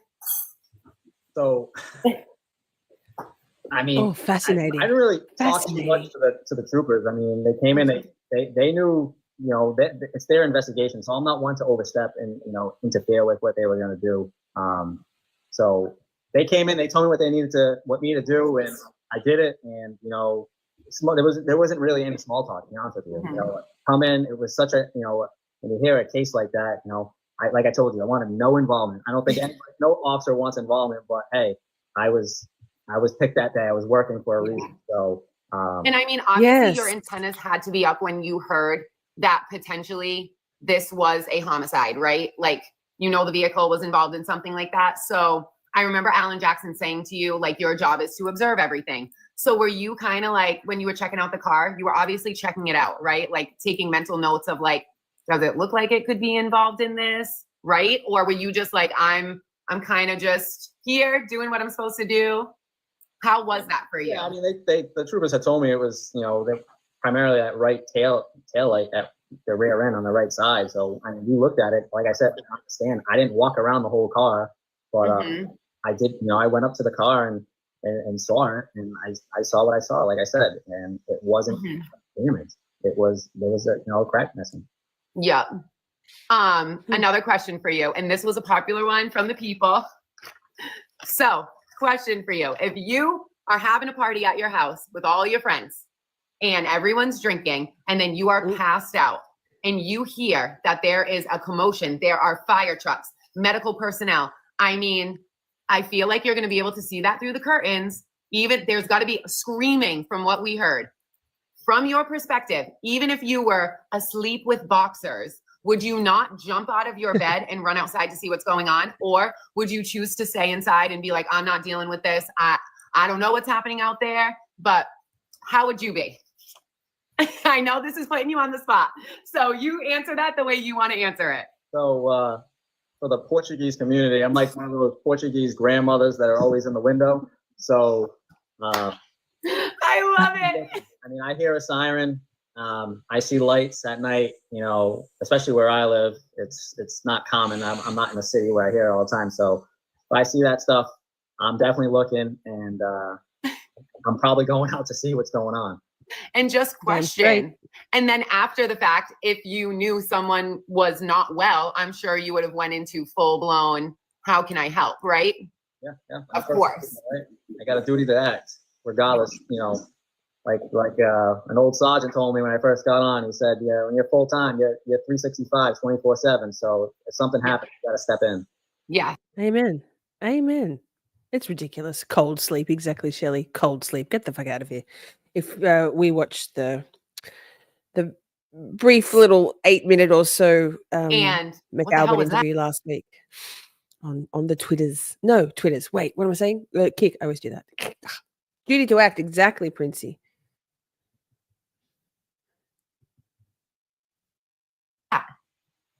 I mean, I didn't think anything of it because I know he's not from this area. He doesn't have an office. That hotel is his office. You know, yeah. I met them in a conference room. So it's not like you were hanging on his king size bed being like, let's talk, right? Like, what the hell? No, absolutely not.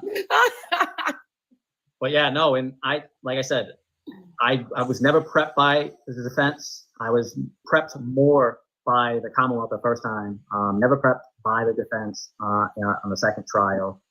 They had said that what I said on the first trial was more than enough. And I said to them, no one's going to tell me how I'm going to speak or what I'm going to say. I know what I saw. I know what I did, and I'll just say it how I am. And like I said, if people know me, they know that that's how I am. I'm very raw and blunt and upfront.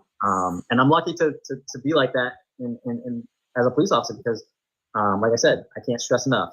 My department, my chiefs, they allow me to be who I am. I don't have to be a robot.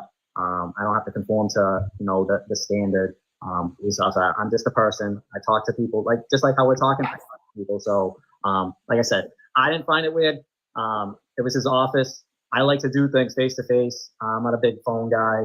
I never met them beforehand. I went in there. Basically, they got my schedule. And that's it. Nobody showed me any pictures or anything like that. But the Commonwealth did show you pictures, right? So it was like polar opposite. Like they were trying to talk to you about stuff, and Alan Jackson was just like, "We trust you. You got this."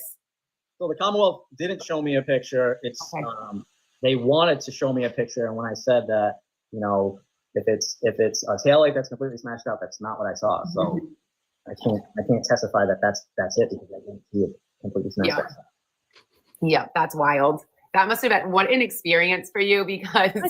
But if they showed me that picture on the first trial, I would have said what I said on the second trial. You know, the defense gave me the opportunity to say what I needed to say and say more. Was that so disappointing for you in the first? Received any negative feedback from testifying? Yeah. You have. You know, people are going to be out there. You know, it's two sides. It's, you know, the Karen Reed side and the O'Keefe side. So obviously the jurors, you know, made a decision and just found her not guilty on, you know, most of the charges. So the other sides probably didn't like what I had to say, which segues into, you know, I've seen some smear campaigns saying that, you know, I got fired, you know, I'm on the Brady list. You know, I did see that rumor circulating. I'm like, what? Lol. You know, P.S. There's no such thing as a Brady list. Me. It's not official. It's not official. The Brady list is just something that people say. Like, I mean, you don't want to be known as someone who's purges themselves or is very easily impeachable or who has false memories. But please, he didn't lie. For goodness sake. And stuff like that. Nope. I'm still employed. My department loves me. Yes, please tell them. Please tell everyone. Not on the Brady list. All right. There's someone or, you know, people out there creating sites with false information and my face and testimony stuff. So I'm not on a Brady list, and I'm still employed. Thank God. Do you feel like your story, like you got to really tell your story on the stand this time, or were there things left out that you wish you could have said? This time around, I wish I was able to say a little bit more.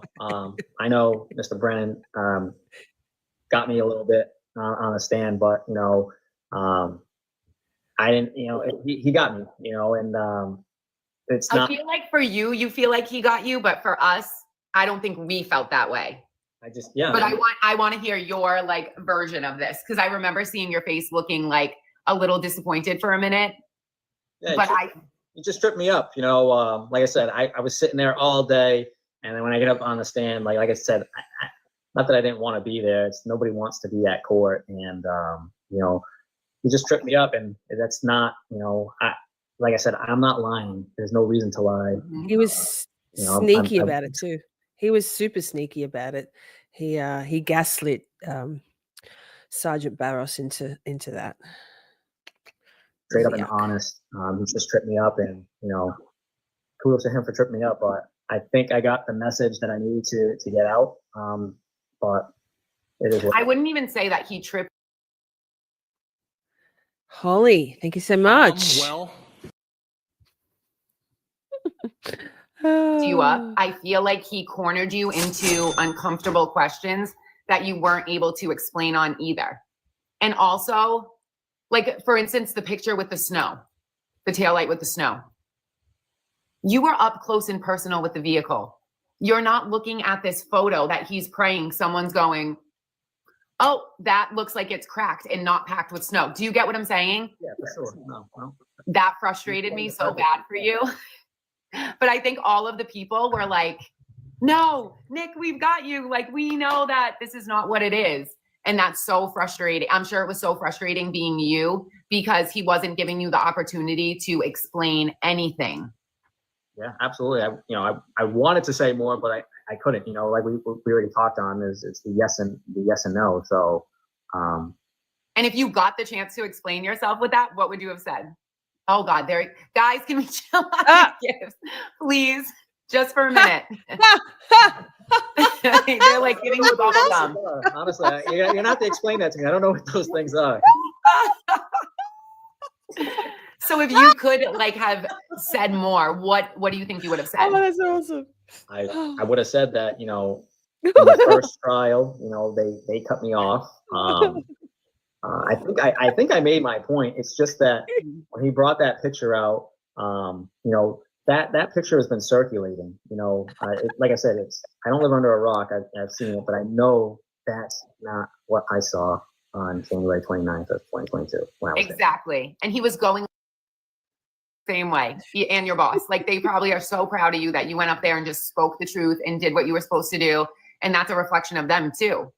Yeah, absolutely. Nobody there from the chief, deputy chief, no one's ever sat me down and said, you need to do X, Y, and Z. I am who I am. I did what I did. I was there that day. Same. Nobody else was. It was How's me. your So parents? they're not going to tell me how to talk or what I need to say.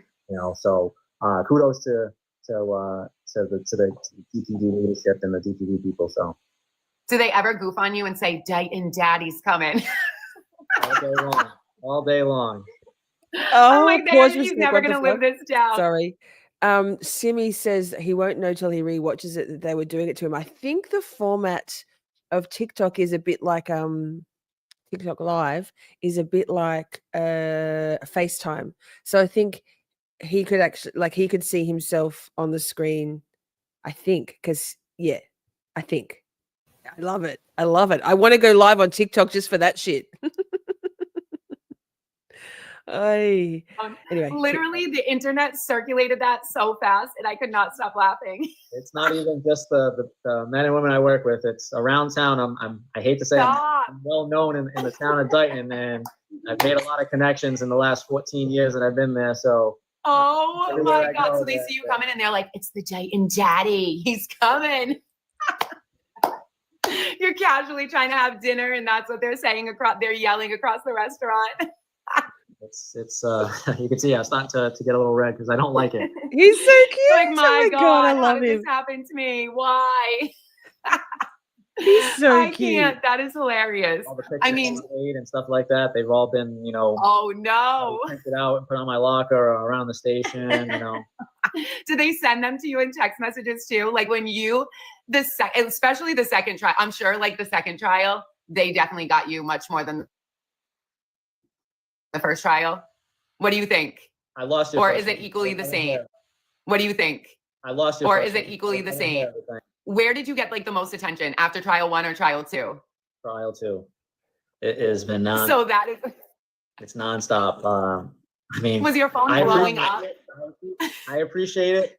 It's a nice feeling knowing that people think that you're honest and you have integrity and you hold yourself to a higher regard, like we're told in the police academy, where they're always going to judge us no matter what. So it's nice that people take time out of their day and send me an email or a card or whatever. But I'm no hero.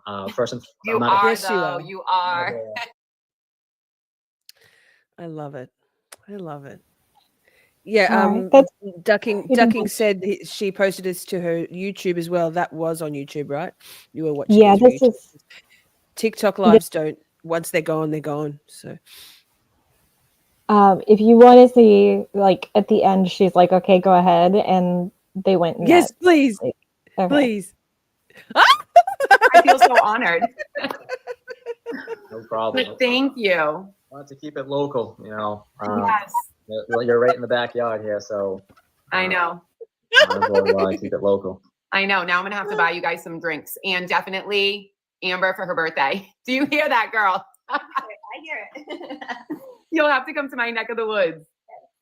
I will take you guys out. So thank you so much for this. I appreciate it. And hopefully I keep Amber as a sunglass girl now. For life. And Nick, keep doing what you're doing because it's amazing. I will for sure. So thank you so much. And we will have to talk after this. I'm going to text you. Okay. But thank you. I will disconnect you. And then Sunglasses Crew, stay on for a few minutes. And happy birthday to Amber. Thank you all. Bye, guys.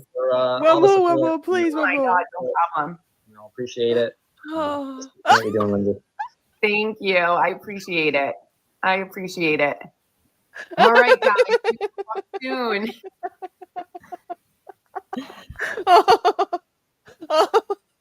All right. That was So, not that bad, right? You can get through it. That's not terrible.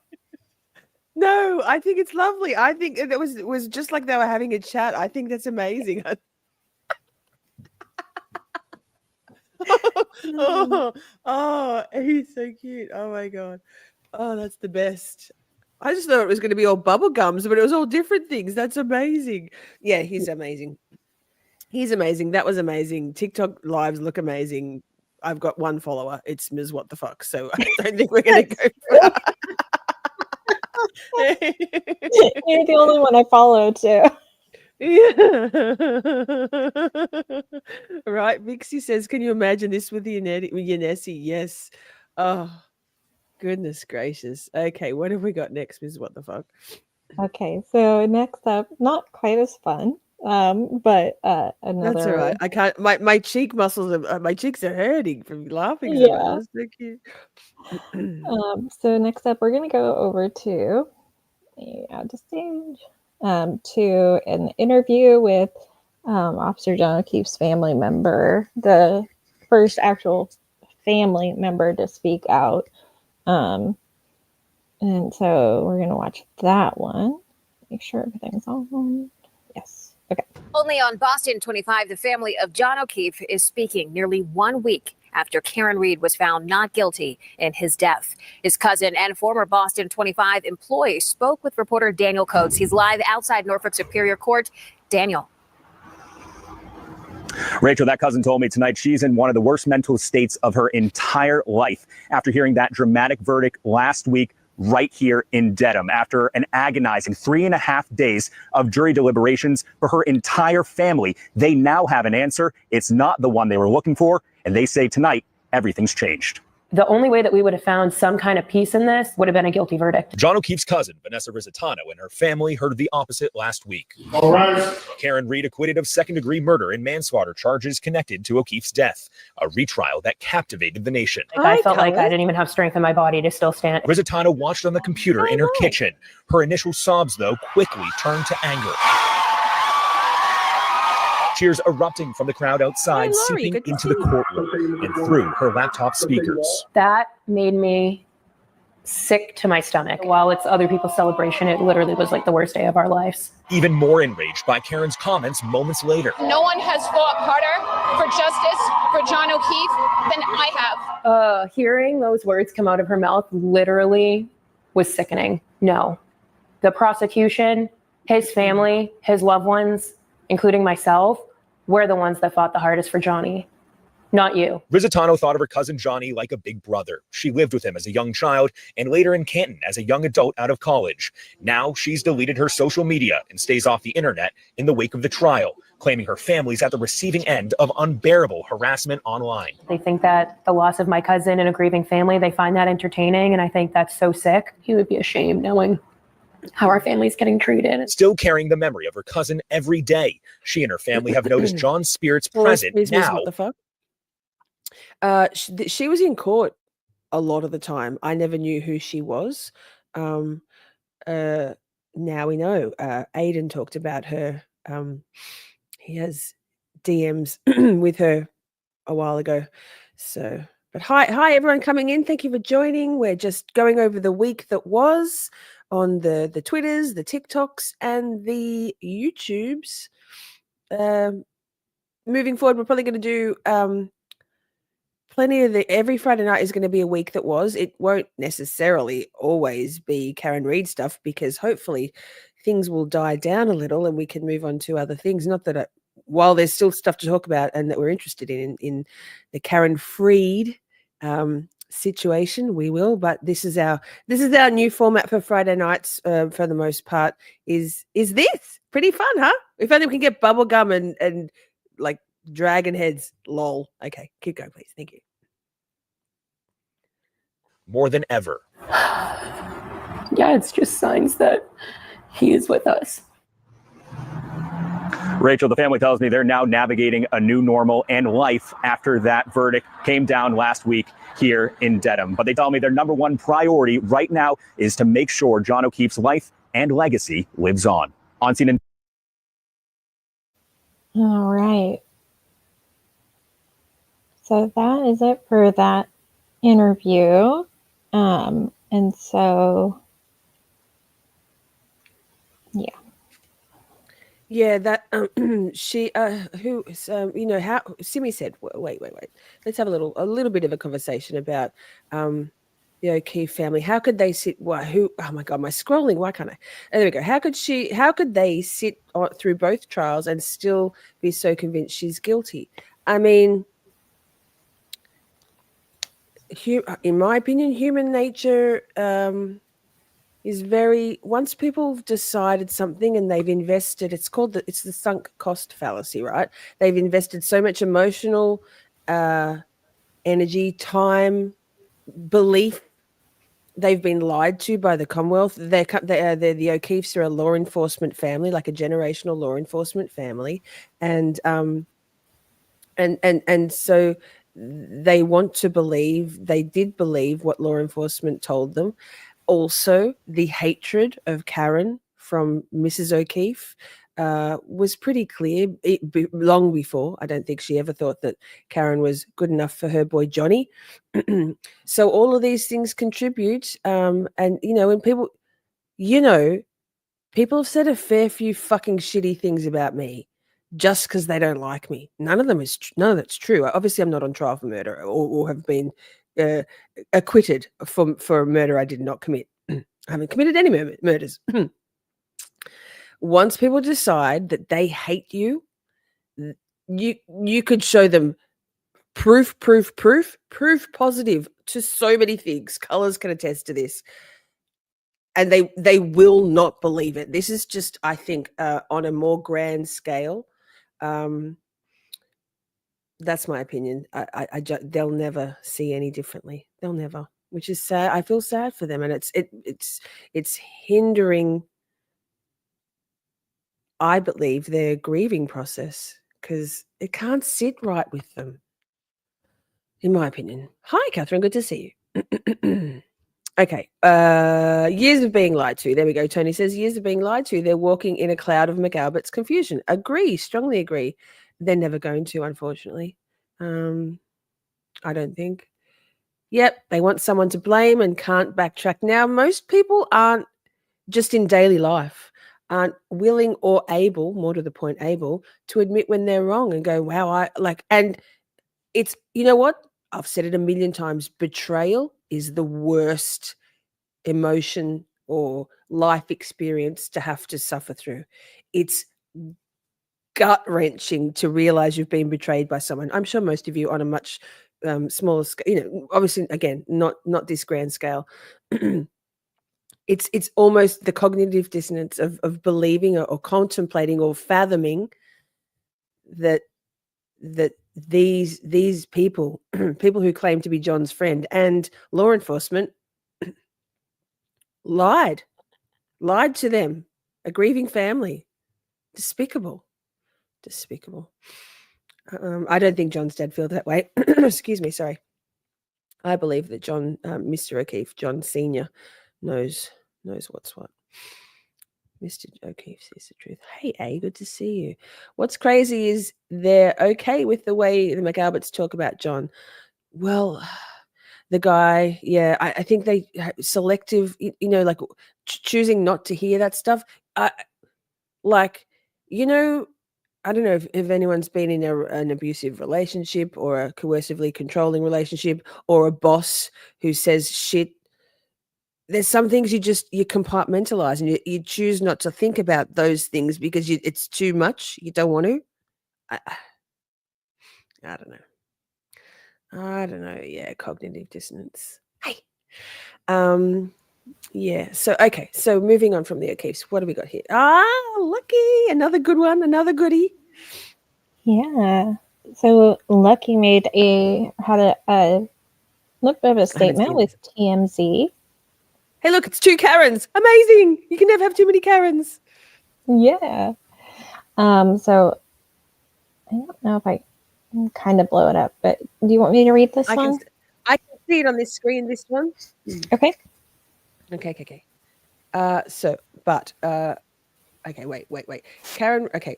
So Karen Reid deserved to be acquitted after being put through the gauntlet twice. So says a star witness in her case. Brian Lucky Loughran, the snow plow driver Frankenchuck, who testified during Reed's 2 trials that he didn't see John O'Keefe's body lying in the front of the house where the Boston cop was later found dead in January 2022, tells TMZ he's happy Reed was found not guilty on murder and manslaughter charges. Same, Lucky, same.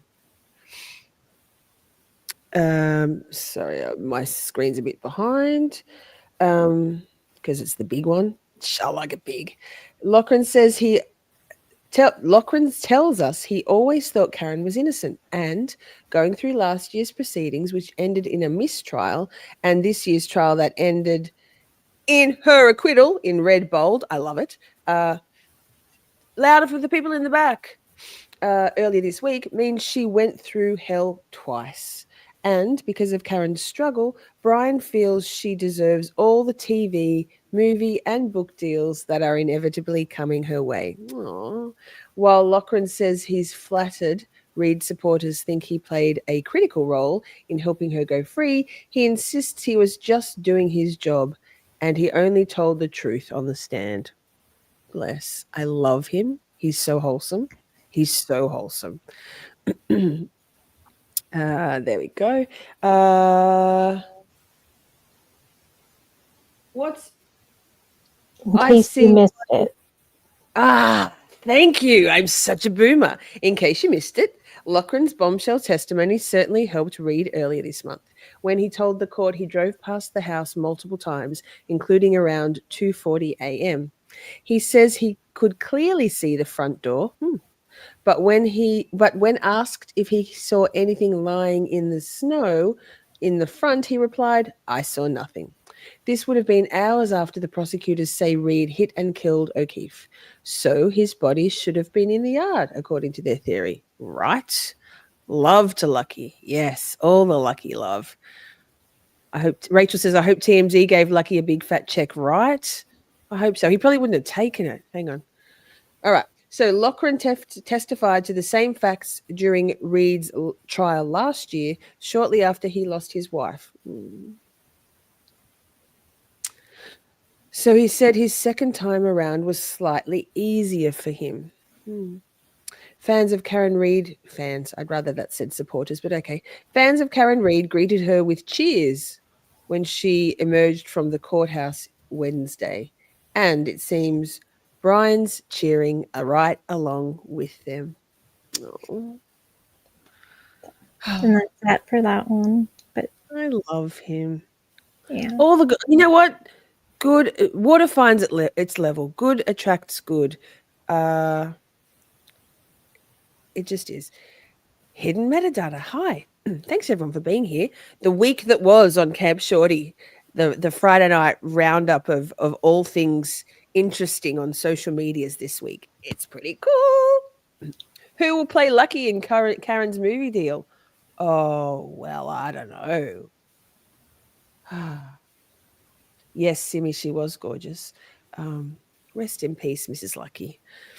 Wait, Cheryl, wait. When Cheryl says, when they were on break, we cheered for him, and when he went to get a coffee, he wouldn't even look up. Yeah, he strikes me as a shy person. He did not want to be there. I think he probably felt awkward with the attention as well. I'd rather Jack Black or Jason Statham. That's a mouthful. That's love it. Mike Skidmore says there was a whistleblower that told the defense about Higgins. Yes, Colin Albert. Wasn't that Steve Scanlon? And of course Brian Albert in the house. Then he would not sign a statement. He did not want to testify in court. Yeah, like pussy. What a fucking pussy. No offense, Steve Scanlon, but shit, man, do better. In the end, it didn't matter. That started the whole ball rolling, right? Yeah. It's Oh. Hi, Mike. I know. Hi, Mike. Yes, Steve Scanlon. I just put a Twitter handle to a YouTube handle connection. Amazing. What do we got next, Ms. What the fuck? Woo!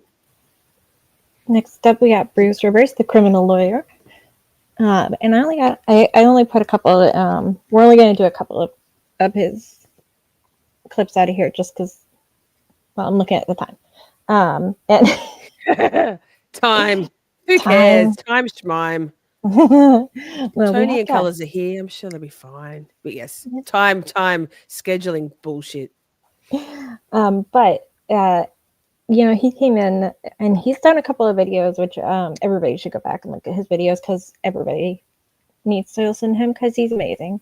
But he this is his most recent video that he just did a couple days ago. And Pause a sec. Micah says, who is he?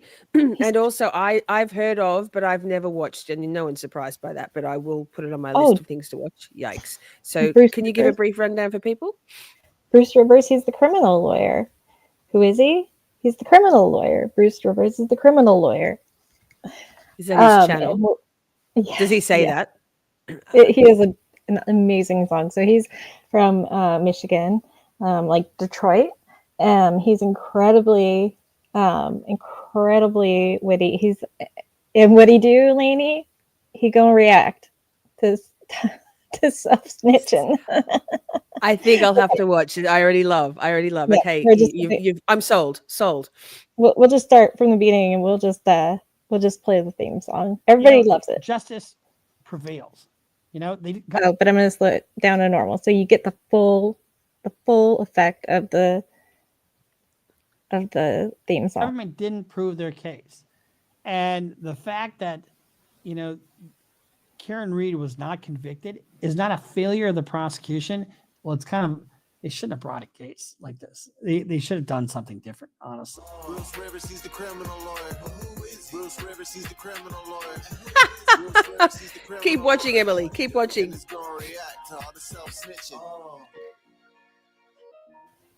Hi, this is Bruce Rivers. Welcome to another fun-filled episode of Criminal Lawyer Reacts. Back in the saddle here with... All right, so that's Bruce Rivers. He's the criminal lawyer. He's amazing. All right, now I gotta find my place again. Sorry. But so he did a really great video. What's that?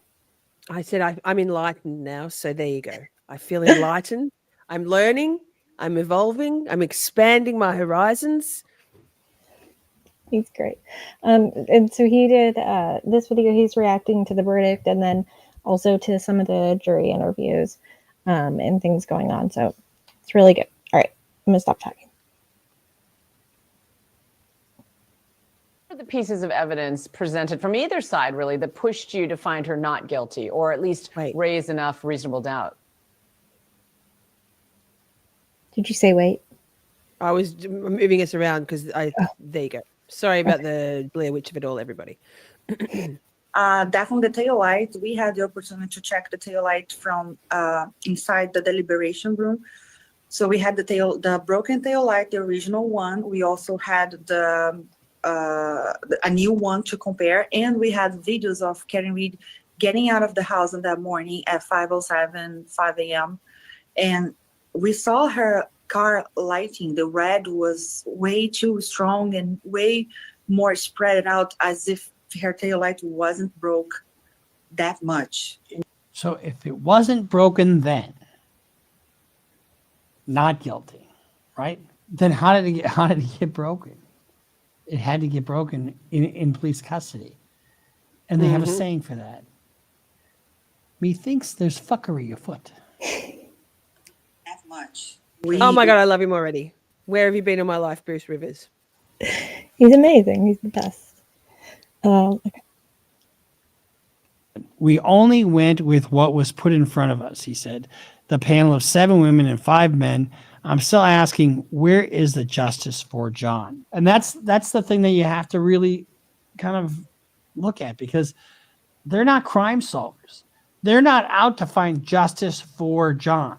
Their job as a juror is to look at the evidence that's before them and decide guilty or not guilty. That's it. They're not crime stoppers. So these jurors making statements is interesting, because peering into the mind of a jury is a difficult thing to do, because you don't really get to do it often. Another juror. Okay, so that's all we're going to do for Bruce. Everybody should go watch the video. I got so excited I bumped my microphone. 100%. Does he have a revolver on his desk? He does. What? Oh, I fucking love him. Oh my goodness. Yeah. Okay, let me pull up the next one. Walk and talk. Walk and talk, chat. Walk and talk. Cheryl, yes, I agree also with it's frustrating that the people following some people following the Koberger Idaho 4 stuff say, well, if Karen Reed's innocent, then Brian Koberger must be also. I mean, let's just see what comes out in the trial. I'm leaning toward away from innocence, but we shall see. If you'd love some great deep dive document coverage, Ms. Salty Sleuth Investigates goes through everything with a fine tooth comb with Dolphin and Firefly. Definitely go and head over to Salty Sleuth and catch up on all things Koberger if you are interested. Okay. So next up we have the lawyer, and oh, this was a great interview. Oh my God, I watched everything of Lawyer in the last couple of months. yeah, and this interview blew me away. I mean, I just feel like everybody needs to watch this and get this judge. I don't know, something. She just needs. Sorry, to pause. Cheryl, sorry, it was Bluebird, not Cheryl, who said that. My bad. I can't actually really see anything on my screen. I'm just pretending. So, carry on.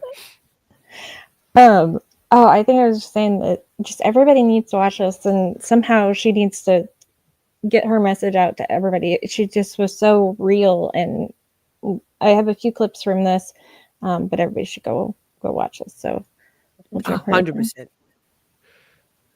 In those cases, and having to do with impeaching those witnesses. In other words, calling attention to the credentials of that person.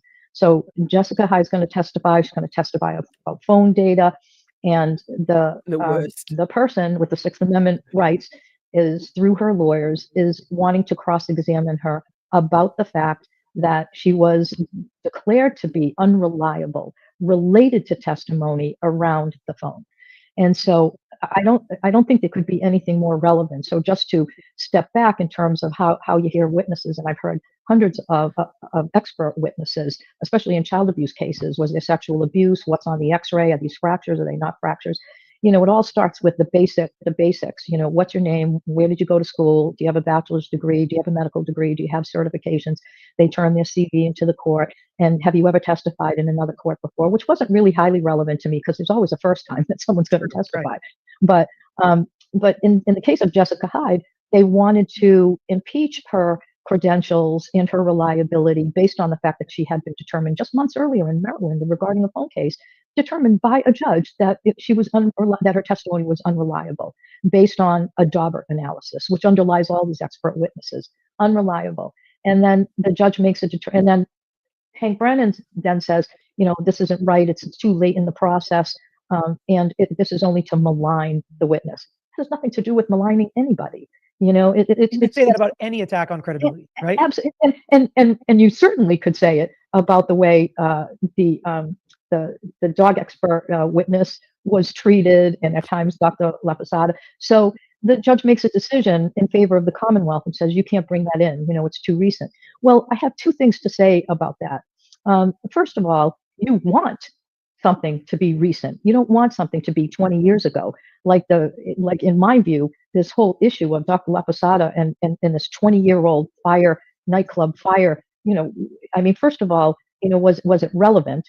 And secondly, the time factor was there. So Jessica Heyy, for some reason that I couldn't understand, because if it were in my court and I had someone that another judge had said was unreliable, boy, I'd want to know about that, and I'd want the jury to know about that.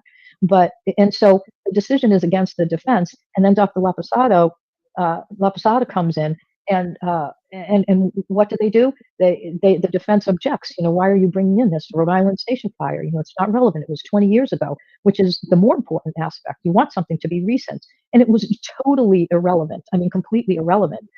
But they allowed it anyway to try to impeach her. And to me, that had more of a, I guess if you wanted to use Mr. Brennan's words, more of something kind of maligning a witness. I just didn't see the relevance in it. Yet the judge declared that it was relevant, even though it had nothing to do with what happened at the nightclub in Rhode Island. It was a fire, it was a possible arson or negligence, but it really wasn't relevant. So you have this one witness, when you put these two together, you have this one witness by the defense who in my view, if it were me, I absolutely would have allowed them to cross-examine on that. It's on reliability, and it's on an issue that's not only relevant, it's almost exactly the issue in the case. It was related to phone data.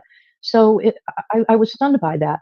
And I did post about that I thought it was a violation of Karen Reed's Sixth Amendment rights to confront witnesses and to elicit positive testimony. But as I talk about it and sort of preparing for this, what I wanted people to see is when you put it side by side, then you have to make a decision about whether or not you think it's fair when you look at, oh yes, this 20-year-old Rhode Island station fire can come in, which was interesting because even in that case, that she wasn't declared unreliable by any kind of a court. And not only that, there's almost a sense of, did the prosecution do its homework and find out the fact that in Rhode Island, like Massachusetts, medical examiners are not called to the scene of a death.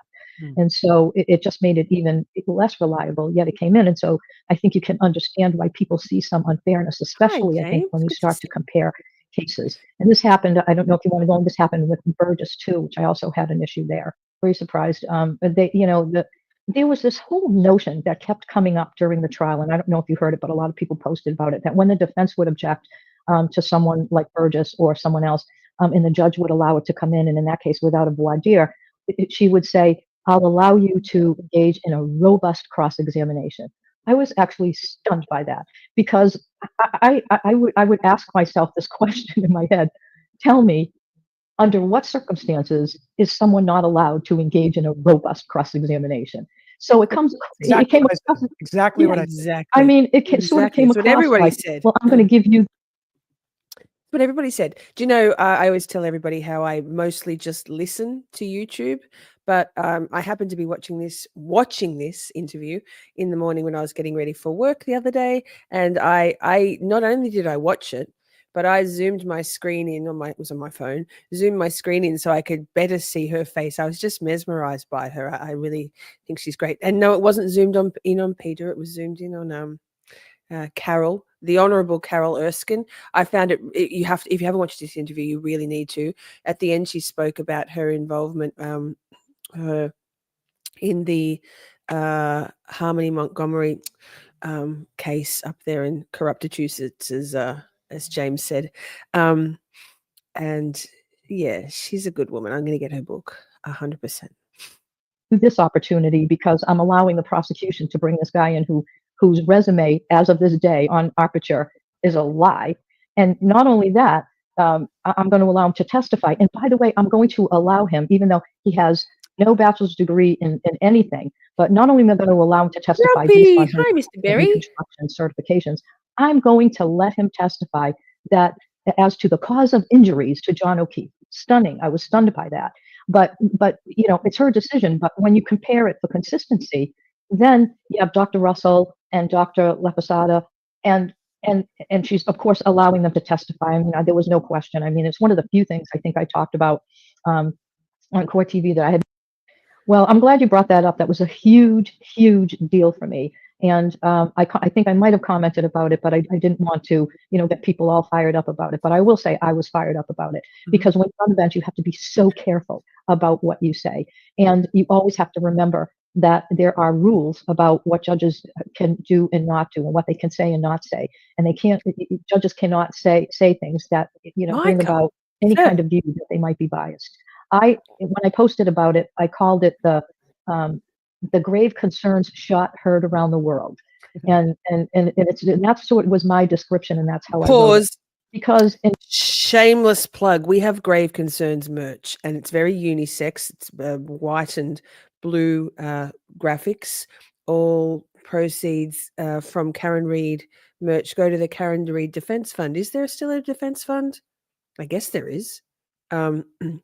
Merch sales are rather slow, although Grass is Green Enough put a big Shorty order in the other day. So other merch from the merch store proceeds go to paying the beautiful mods. And I still haven't made the sidebar. Wait, pause. un momento, walk and talk chat. I still haven't made the charity donation, the money from the last 2 months, which was very meager merch sales. I'm the biggest purchaser on the merch store, just saying, hint, hint, grift, grift. But I still have the proceeds ready to go. So I think maybe what I'll do, moderators, is at the end of this next month, the 3 months worth, I'll divide and pay you your payment. It'll be about $50 each, maybe a bit more for 3 months work. That sounds like slave labor, but okay. But yes, so all proceeds from the merch store, from all the other merch, and there's so many things, go to paying my beautiful mods and or to going to charity, and we donate to Karen's Defense Fund as well, but I'm not sure if that still exists. Okay, sorry, back to it. In my view, in terms of, judicial discretion and the proper way you have to carry yourself on a bench, to me, that was improper. And the reason I say that is, first of all, it didn't have to be public, because it was surrounding a potential violation. So that's when you bring judges back into the lobby and you sit down with them and say, we need to discuss these improprieties, because that's not really related to the evidence in the case. And so if you think there's some impropriety, you can report it to the Board of Bar Overseers. You can report it to the outside agencies, but to put it out there in front of essentially millions of people, and it also was the way that it was said, I have grave concerns. And you'll notice that she got off the bench shortly after this, which I think, maybe it was a recognition of, maybe I shouldn't have said it that way. And this was also, sorry, reading comments, maybe. That reminds me.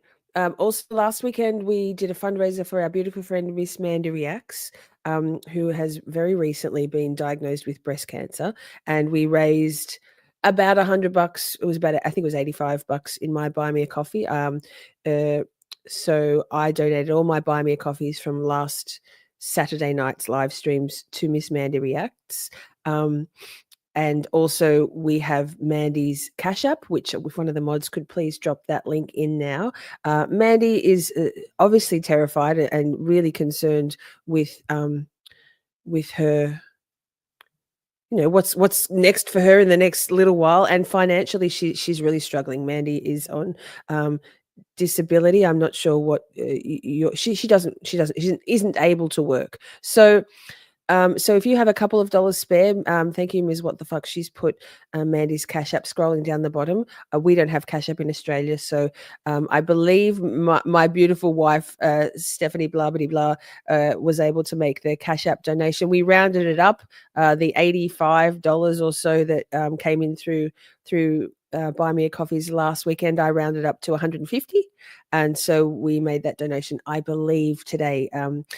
Understandably, Steph wasn't keen to pay the Cash App's instant $14. I think it was about $14 they wanted to take to do it instantly. So it took a couple of days, but Mandy has that money now. So we'll keep sharing Mandy's Cash App and please, not just money, send your love and light and prayers if you're someone who prays to whatever or whoever you pray to, and dollars also help in a real world practical sense. Okay, back to it. Thanks. We love you, Miss lawyers, and in particular Jackson. I think her feelings of I don't know what to call it, animus or whatever towards Jackson came out at times during the trial. At least I felt that way. Maybe other people disagree with me. Butterfly. However, that I think was improper. And I can't even imagine myself being on the bench and saying something like that. Because like you say, something like that can follow. And a lot of misrepresentation of the evidence, right? There's only two real ways to look at that, because he admitted that it was a mistake. You as a judge see that's already come before the jury now. Additionally, throughout the entire time, and we've heard from jurors that some of them didn't like some of the comments he would make, like, hey, over here, or can you look at me, or I'm not done with my question, or because Mr. Alessi said I have to show you the transcript every time, those windups, as I called them, before he would ask his actual question. How much control would you try to assert over those if you were the judge? And over defense's objections, he keeps doing it. How do you handle things like that? I'm going to throw some questions up. A bunch of people had these questions in different ways. Okay, so I mean, I think this is a really important topic, and I was just shocked that there was not a lot of intervention. I mean, I'll start with the fact that you have someone testifying like Dever. I don't want to pronounce the name wrong. Was it Dever? Dever, yes. Dever. And you have the judge allowing a witness to make comments. which are inappropriate. But looking at some of the comments that were made by attorney, by the prosecutor, I was stunned basically by some of the things he said, but more stunned by the fact that he was allowed to say it. And so to me, I was just absolutely shocked by that. So on one hand, here you have judicial intervention coming in saying, don't make comments. And then on the other hand, you have a prosecutor making completely inappropriate comments without anything being heard from the judge. I was just stunned by that. So a lot of times when you have Alan Jackson with a hostile witness, right? I mean, she was clearly a hostile witness, and he's trying to deal with this hostile witness, and he's sort of allowed to ask leading questions. And then he makes a comment, and then receives is on the end of this sharp criticism from the judge. Confine it to questions. Don't make any statements. But then you have the prosecutor making the kinds of things that you talked about with no judicial warnings. And so, I mean, there were times I was just shaking my head, wanting to pull my hair out, saying, I cannot believe this. And one of the things that probably bothered me the most was, for example, when Alan Jackson was asking a witness question, and he was able to show that she had said something different in, I think, not in a deposition, but maybe grand jury testimony or first trial. Grand jury, right? And it was very clear that she was saying something very, very different. And basically, they were bringing out the fact that that what she was saying on the witness stand wasn't the truth, because she had said something completely different during the grand jury testimony. One of the big complaints I had in that respect and in other respects was the judge leaned over to the witness and said, "Was it a lie? Did you lie?" And this is what Alan Jackson was bringing out. He was pointing out very legitimately and very clearly with the rights, the Sixth Amendment rights of his client, that what that person said at the grand jury was not the same thing that the person said. And then Judge Canoni intervened and asked questions. And the rule about that is you can't ask substantive questions that make it seem like you're on one side or the other. I mean, judges can ask questions. If I had a jury trial, I almost never ask questions unless it was to clarify. And that's the rule. You can ask clarifying questions.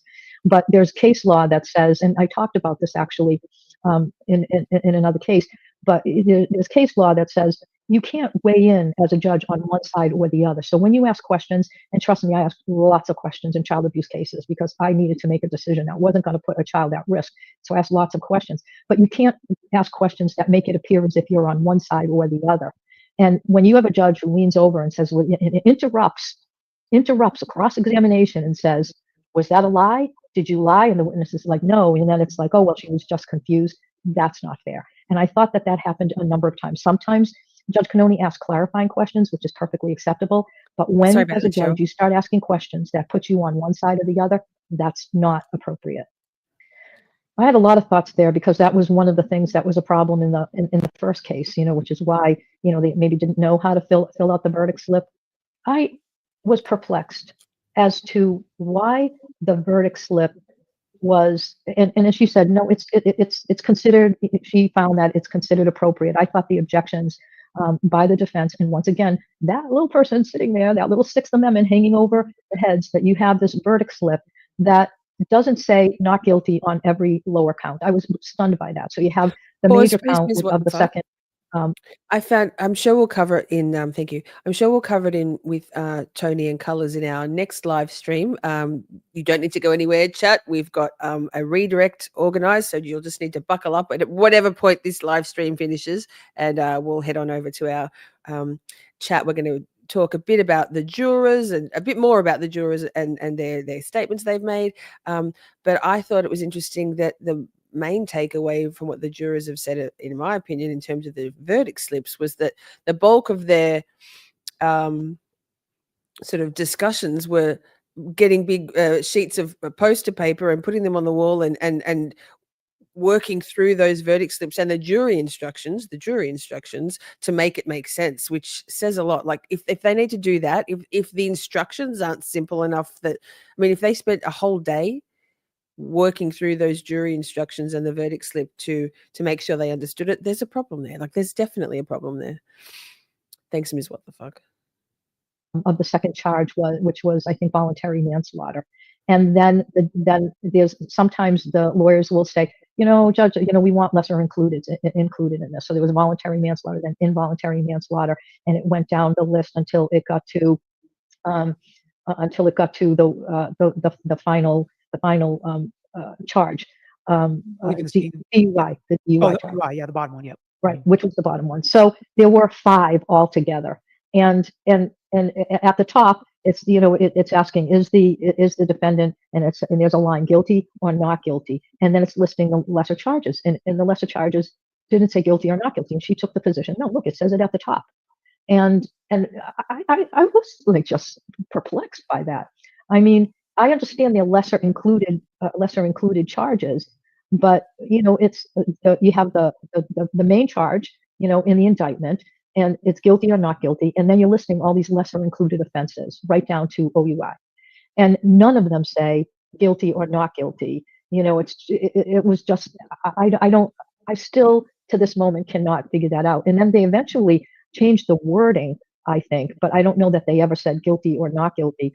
But eventually, after I think much pressure from the defendants, but I just don't know why the verdict slip was listed that way. I mean, from my perspective, and I didn't do murder trials because that's the only thing we didn't do. We did attempted murder and manslaughter and all of that, not very often in my court. But this is a murder trial. So, and how many people, other than you as a lawyer, how many and people who aren't lawyers have seen a verdict slip?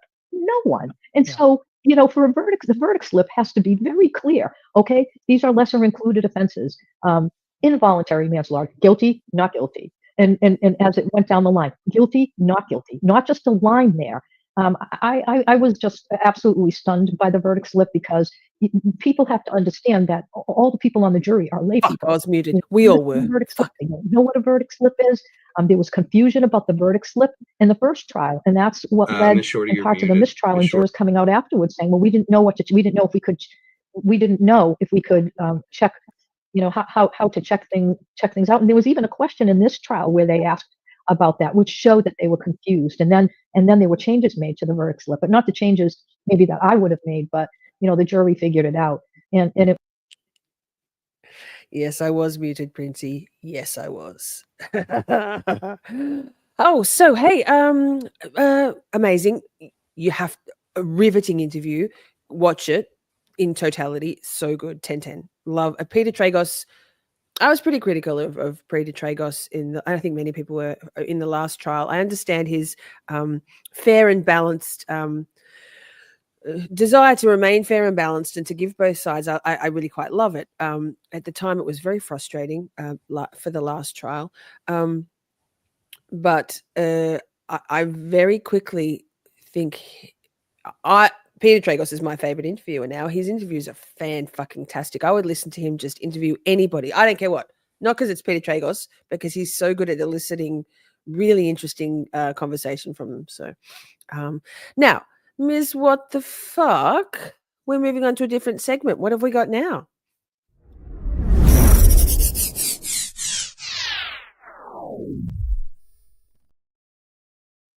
Like, you fucking legend. How good's that bumper? So in this segment, we're gonna, we slog through the trash to bring you the treasures. Because a lot of you don't have Twitter or X. What the Fuck and I, Ms. What the Fuck and I together have brought together, curated some of the best, worst, and funniest tweets of the week. Chat. It's pretty fucking cool. Can we play the bumper again one more time, though? So good. Like, so good.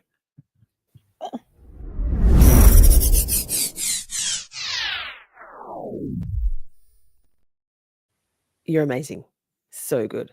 So good. We are fucking professionals. I'm not, but Ms. What the Fuck is. She just goes, yeah, I can learn how to edit videos. Yep. Canva. Here, let me edit. Videos on Canva? Yeah, I can.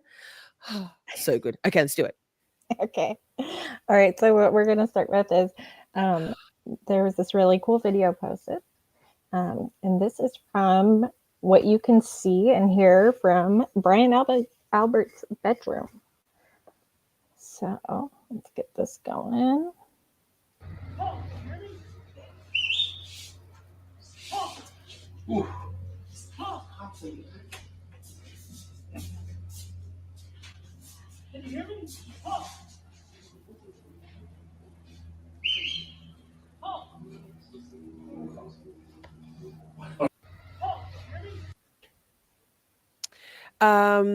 Yes, Bluebird. Pammy, I want to say what you wouldn't do to have AJ whistling from below your bedroom window. Am I right, Pammy? Yes, Bluebird. That's the front lawn of 30, albeit in summer, not winter, so no snow. But think about what snow does. It kind of flattens things and amplifies. I feel like it would probably have been in the dead of the night, not in the middle of the day, you know. Wow, exactly. So that's Nick Rocco filming, I believe, and Alan Jackson out there on the lawn whistling to Pammy. Love it. And next up, if you were a juror on this trial, what's the first thing that you would do or that you would search for on social media? Me. Yes.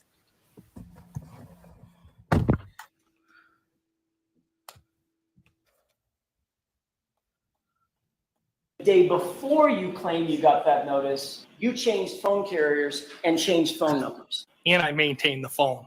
Until you didn't. When you destroyed it a month later by pulling the SIM card out and throwing it away. Did you remove the SIM card for that phone, drive onto a military base, throw the SIM card in one dumpster and the phone in a different dumpster? According to you, you got rid of the phone that was the subject of a court order preservation the day before it was ordered preserved, right? What rephrase the question, please? Colin wasn't at the house, so he's being harassed for. He was not at the house when John was there, so I drove him home. So the people are harassing him, saying he was at the house when it's not true. I believe I called it a butt dial. And it's not just one butt dial, correct? There could be multiple, yes. 7 butt dials in the course of 19 minutes, less than 20 minutes. Not inadvertently called him once, 7 times, correct? According to you. You were interviewed at 5:30 p.m. on February 10th, correct? Correct. Where did that interview take place? At my home in Canton. Who was present for that interview? Me, my husband, Trooper Proctor, and Trooper Bukaki. My name's Aiden Carney, and I'm the founder of Turtle Boy Daily News. For the last 2 years, I've been reporting on the murder of John O'Keefe and the prosecution of Karen Reed. In doing so, I've exposed unprecedented amounts of corruption in the Massachusetts State Police and the Norfolk County District Attorney's Office. As a result of my relentless journalism and activism, this case has gotten more attention than any murder case since O.J. Simpson. Millions of people now know that Karen Reed was framed.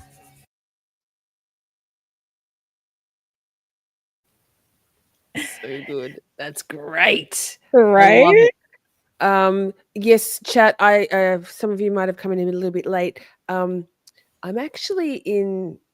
I mean, I can't promise anything, and I'm not going to force the issue. But Paula and I have been chatting in DMs, and I'm hoping to maybe have her come on and not grill her, and no more questions about the deliberations. Maybe a couple, but do some live reacts with her from the first trial. So cross fingers, send all of those, please, Paula vibes across there to Norfolk County, and hopefully we can make something happen in the next couple of weeks.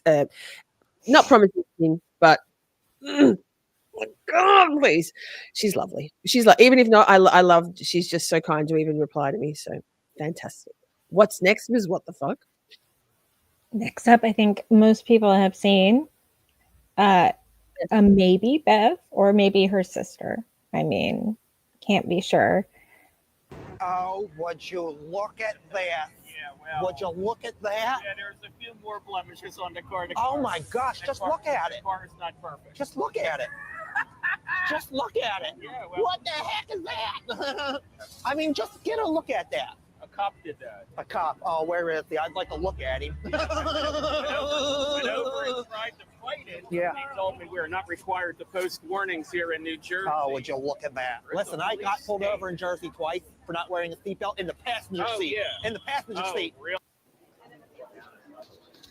So can you pause, please? So if you haven't seen that, that was Bev. That was Bev at New Orleans, LA, NOLA, New something, the airport. And this is also Bev. Have a listen.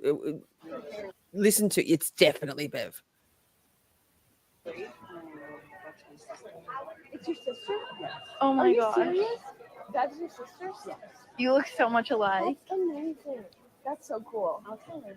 Okay. Really? Yeah. Oh my god, are you guys twins? No. You guys look really You look so alike. much alike.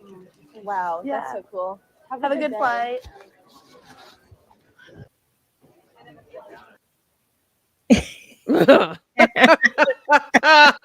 She got her straw all done in a pony. Yikes! Her sister, whoever heard that. I wonder where she got that idea from. Who else? Jennifer McCabe.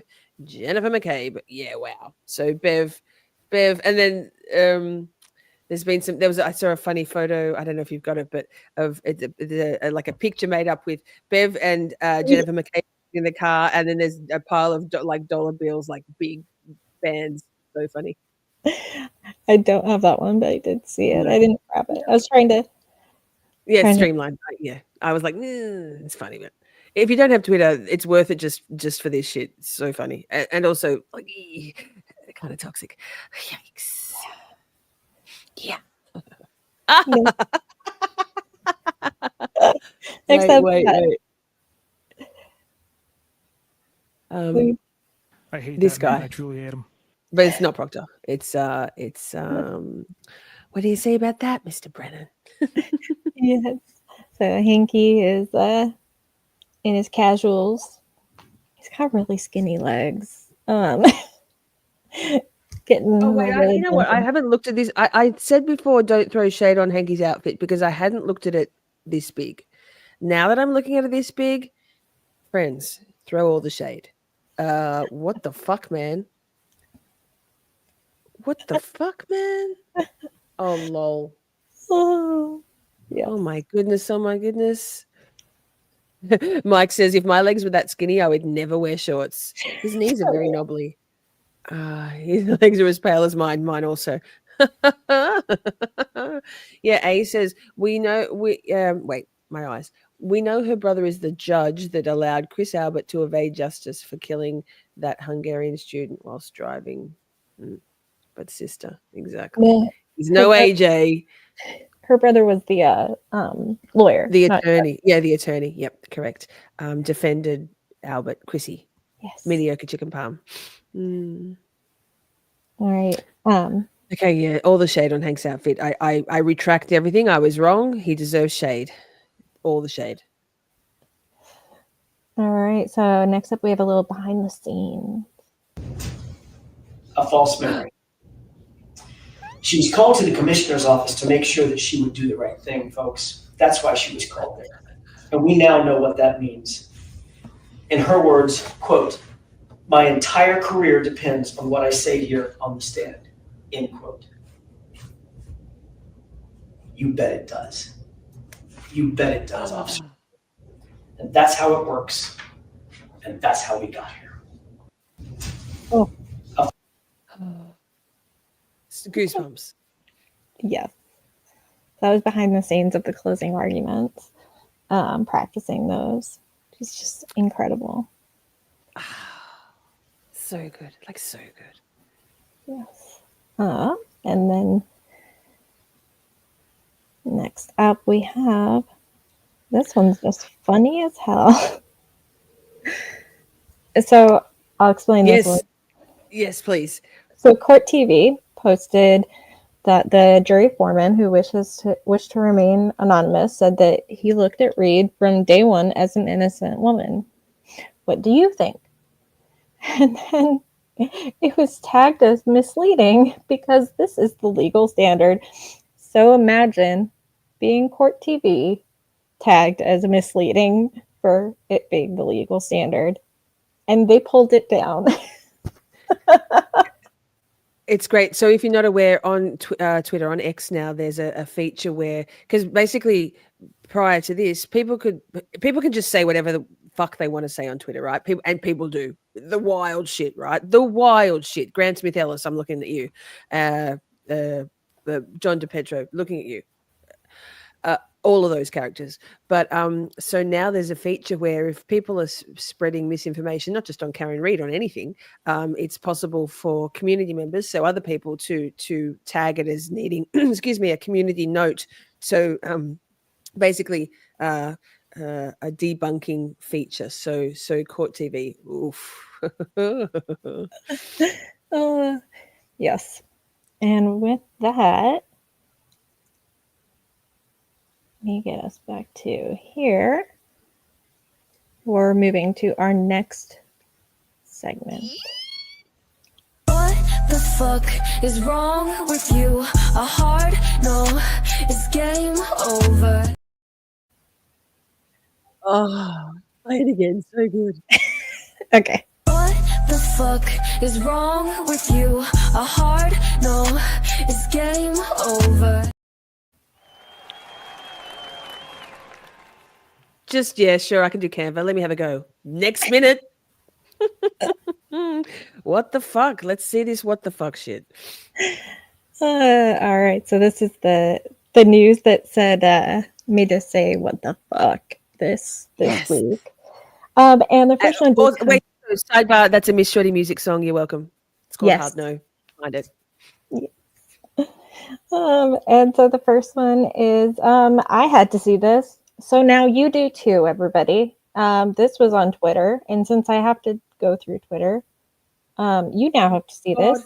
This is a reimagining of what Brian Albert looked like, looking out the window in his underwear. You're welcome. I think that's being kind to his body shape. No fat shaming, but I think that's a slender version of Brian Albert. God damn it. You're welcome. Richie said, yuck. Yes, I agree. Oh, that's so good. Oh, people are very clever. So that was the first thing that made us say, what the fuck?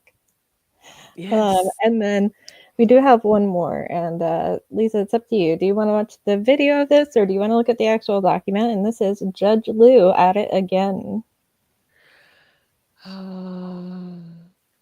Let's watch the video. Okay. So then we will be watching.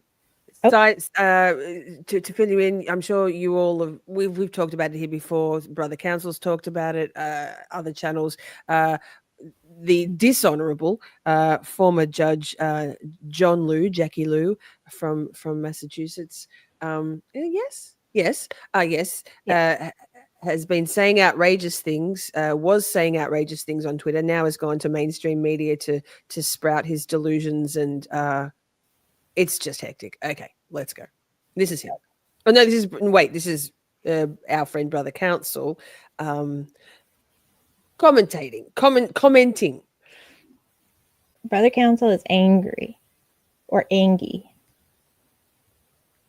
You all will remember former Judge Lou, who made a number of different appearances on some stations and channels, giving his legal analysis, thoughts, and opinions on the Karen Reid trial, as well as the verdict that was reached in the Karen Reid case. Now, we did a separate video breaking down some of the comments that he made while on one of those shows, but now he was invited to be a panelist for the Massachusetts Lawyers Weekly. And in this article, he's asked a number of different questions along with the other panelists, and he gave certain answers. So let's see what this legal scholar, who, by the way, is also a professor at Boston College Law School. So if you are spending that $70,000 a semester for the education there, you can have the privilege to go to Judge Lou's classroom. Now, let's pull up some of his questions and answers that were asked in this Lawyers Weekly. And I want to give a shout out to the person who sent me this. Appreciate it. It seems like this came out today, June 25th or 26th. I'm not sure which, but pretty recent. So here we go. Massachusetts Lawyers Weekly. You see there is Karen Reid, flanked by her father and Alan Jackson, her attorney. And in the background, you see David Unetti and Robert Alessi. So this is the article. It goes through some of the Karen Reid issues and the background, which most of you probably already know. So let's get on to the more juicy stuff. Here's the panelists. Our panelists are former Superior Court and Boston Municipal Court Judge John T. Liu, who now works as an independent mediator. So if you have a civil case in Massachusetts and you want a mediator, Judge Liu is your man, or former Judge Liu. I'm going to say no. At Boston That's a hard College Law no. School. Again, there's some other panelists there, but we, of course, want to really learn from the expertise of Judge Liu. Here we go. Considering how Karen Reed's 2 trials played out, should defense attorneys now more strongly consider mounting a social media campaign to fund the defense and seed the jury pool in the appropriate case? Why or why not? So that was the first question. And by the way, I do want to point out, as a little disclaimer here, as a disclosure, you see that they do it themselves. So let's do it on the channel also. It says here that the response to questions from Lawyers Weekly, edited for length, follows. So some of this apparently was edited, but again, I'm basically just reading reading directly from this article.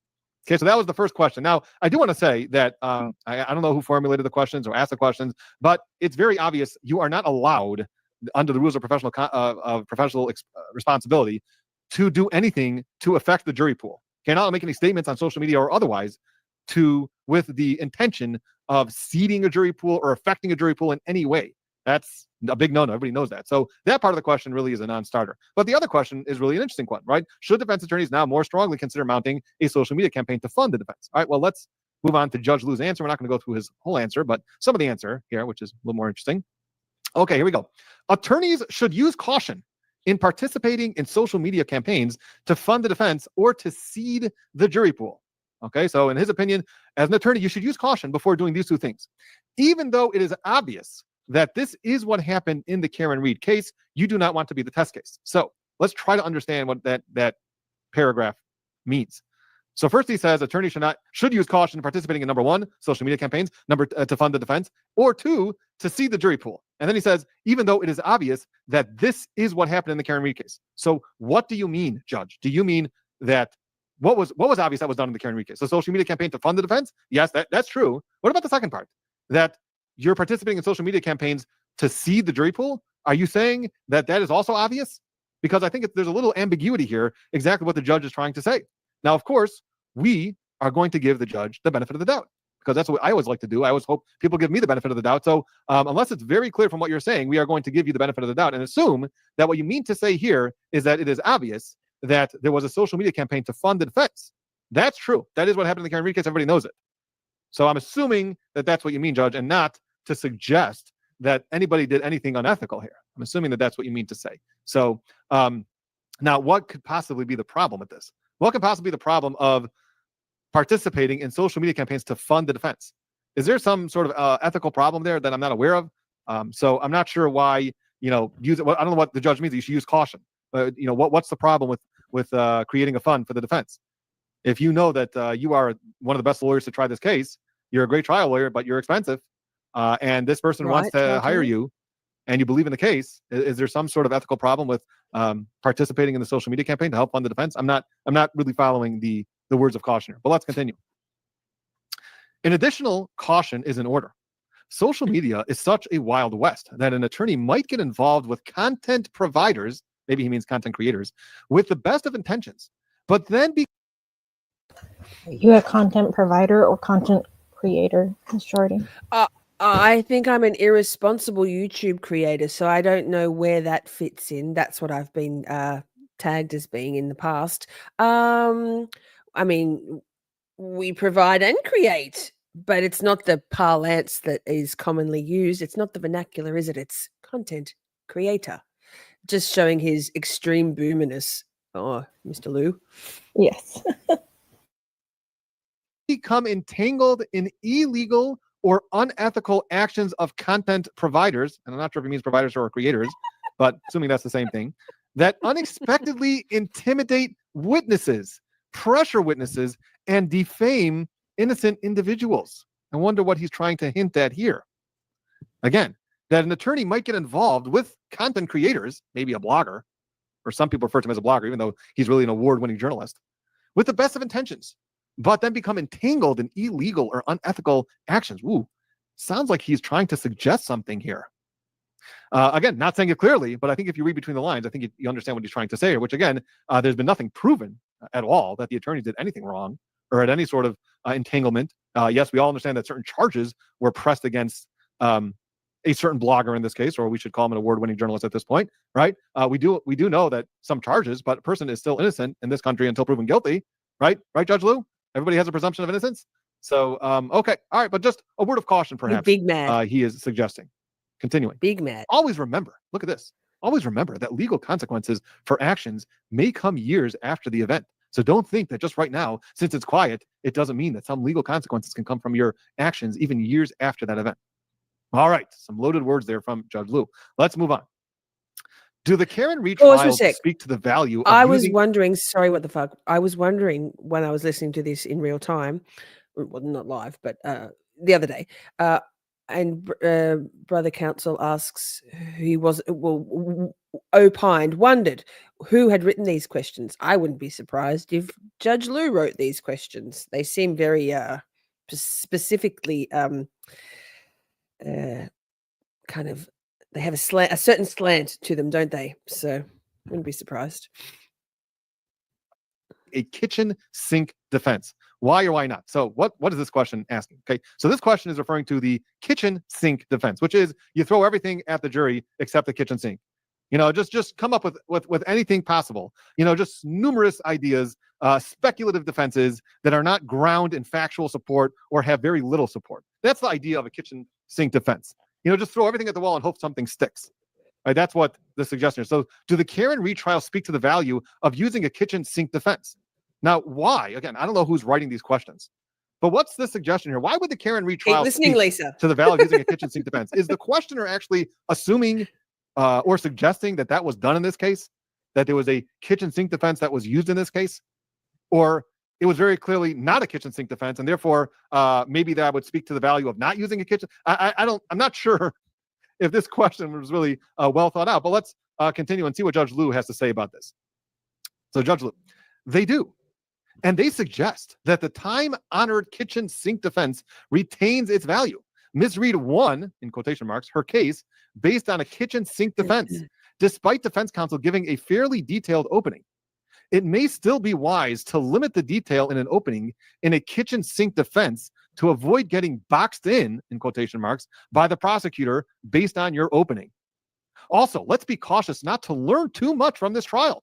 Remember, Ms. Reed had a potent Bowden shoddy investigation defense that may have overwhelmed everything else the prosecution did, particularly when driven by true crime enthusiasts on the jury. All right, so let's break up what that answer is. Very, very, very weird. So first, more wow. Yes, very weird, very wow. It, you know, and I can imagine that the demographic of what's this publication again, Ms. What the fuck? This you know, is Massachusetts. What is it? Massachusetts Lawyers Weekly. Okay, so it's not mainstream media as such, but and so maybe he's not preaching to the choir here. He's not preaching to the converted. Maybe it's just so dangerous to put these things out. Although now he's getting roasted by Brother Counsel, among others, and he did deactivate or whatever it is his account on Twitter because of the outrage from people. Like, he followed me back and I was like, okay, this guy's all right. And then he started going on with his anti-Turtle Boy, anti-fucking Karen Reed shit. I was like, what? And then I looked and he hadn't blocked me, but he'd somehow unfollowed me. I don't know. It was just weird. He's an oddball. I wonder whether he's got some deficiency in his brain, some degenerative something, because it's wild shit. Wild shit. No, Shelley, you're going off to Publicly Buzzed. Feral Friday. We probably won't see you tonight, but have fun with Joe Schmo and Steve. First, he suggests that the defense here was a kitchen sink defense. And again, in order to qualify as a kitchen sink defense, it has to be numerous possibilities. You just throw everything that you possibly can at the jury. They're speculative in nature, and they have little or no factual support. That's the idea of a kitchen sink defense. Was that what Alan Jackson did? Was that what the defense team did in this case? Anybody who was watching, I don't know which trial Judge Lou was watching, but anybody who watched this trial, the defense here was very, very simple. Definitely in the second trial. The first trial was maybe a little more conspiracy theory, third-party culprit oriented. The second trial, to anybody who was watching this trial, was very simple. The defense was there was no collision, right? That's what Alan Jackson started off with. There's no collision, there was no collision, and there was no collision. And then again, in the closing, there was no collision. There is one theme that the defense presented in this case. Now let's talk about so first of all, it's not like numerous ideas. Maybe there was a collision, but he didn't die. Maybe somebody, after the collision intervened. There was simple. The defense was there was no collision. So that's not exactly what we call a kitchen sink defense. Number two is, was there little or no factual support to the defense? Right? In order to qualify for a kitchen sink defense, you just have to be throwing things at the wall and hoping something sticks. Right? Was there little or no factual support for the defense here? Which trial, again, were you watching? There were numerous expert witnesses who supported that conclusion and that defense that there was no collision. So, again, this answer is beyond me.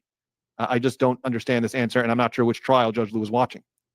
And then this end part, is also like a little bit of a stab at the jury. And again, undermining, which is one of the first issues I had with Judge Lou's comments in his first video my first video that I did about his comments on that show, is that he seems like he's undermining and taking away some of the confidence in the jury verdict in this case.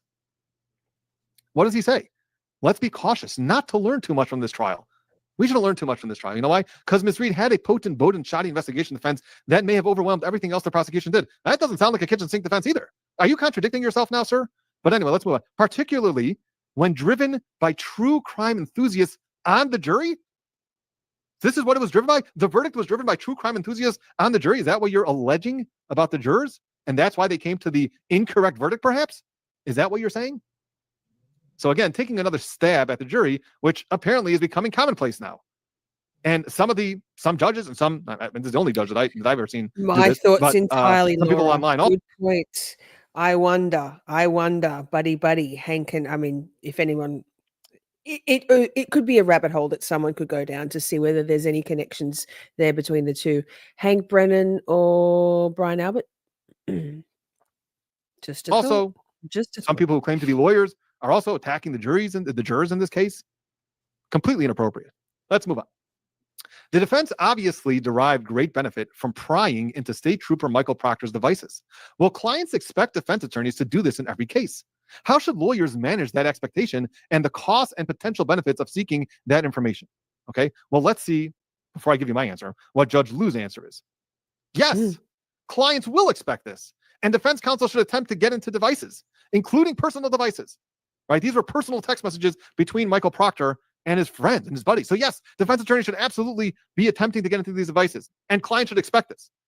Now is the time to do so, because this window will close as police and law enforcement catch on that their electronic communications are fair game. And then what are they going to do, Judge? What are they going to do, Judge, if they're going to catch on? Are they going to act more appropriately? Is that what you're suggesting? Or are they going to hide it in some other way?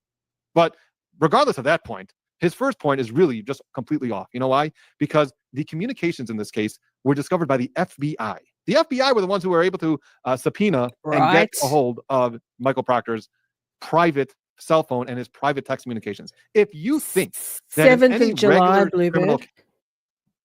7th of July is Aiden's next hearing. When's that? Next Monday? Tuesday? Monday? Something. Not this week, next week. So, I am thinking we have about 5 minutes before the next one. And so I was thinking, I think everybody should go and watch this video. And we could leave it here. Yes. And head off. Thank you so much, chat. Please, round of applause for our girl extraordinaire, Ms. What the Fuck. She has a natural talent for this shit. I can't. She's such a workhorse. She's so creative. So please say thank you to Ms. What the Fuck for. I am again just the face. I am the puppet and the slave driver. Apparently, at least you don't sound like you're dying anymore, Ms. What the Fuck. Phew. Right. Imagine. Congratulations. Imagine how good your stuff's going to be in your video-y stuff is going to be in what? a week, like a month, a year. Lord, the world is your oyster, woman. So thank you so much for everything you do for me and for us, and for being such a beautiful friend. I love it. Yeah, timely manner. That's what we thought. All the X stuff for people who, like a lot of people in the Shorty community, don't have Twitter, don't have X. So, and there's a lot of spicy, interesting, informative, wild shit that goes on Twitter. So, oh, hi, Ruthie. So yeah, we thought it was a great way to share with you all, make a fun format the week that was. Love it. Thank you. What the fuck? All right. So buckle up, chat. I'm going to drop Ms. What the fuck off there and say, buckle up, chat. Love you to head on over with us to the next stream starting in 5 minutes. There's a redirect already set up. So a portal. You don't need to go anywhere. Tony P, who's in the chat from, you might know him from Uncivil Law, friend of, he's a shorty. Sorry, my microphone's in a new spot. He's a shorty, and he's Kurt from Uncivil Laws, one of his amazing moderators over there. So am I, but I never get there because I'm in a different time zone. And Colors Flight, we had one amazing conversation at the end of the trial with these two legends. We're going to have another one talking about jurors and stuff. It's going to be great. So thank you all for being here. If I don't see you there, why? No. Tomorrow night from 6, we got Salty Sleuth for our final catch up on the Karen Reid trial and her arc from maybe Karen did it to free Karen Reid or Karen Freed. Yes. So don't forget to hit the thumbs up if you haven't already. Drop a comment after the stream. Share it around. See you next week. Don't forget my birthday next Friday, Thursday in the States. Confusing. Just be there. Just be there. And let's go out with a tried and true favorite. Don't go anywhere. We'll see you in the next one. Mwah. I love you all very, very much. And Karen is free. I love you all so very much. We had a blast just chatting and stuff. Things may have gone bit off the rails. Professional when all else fails. 'Cause chat is babe, so much to say. Emotes and all the caps out. May have been cheese, bit faster please. The time has come, Camp Shorty out.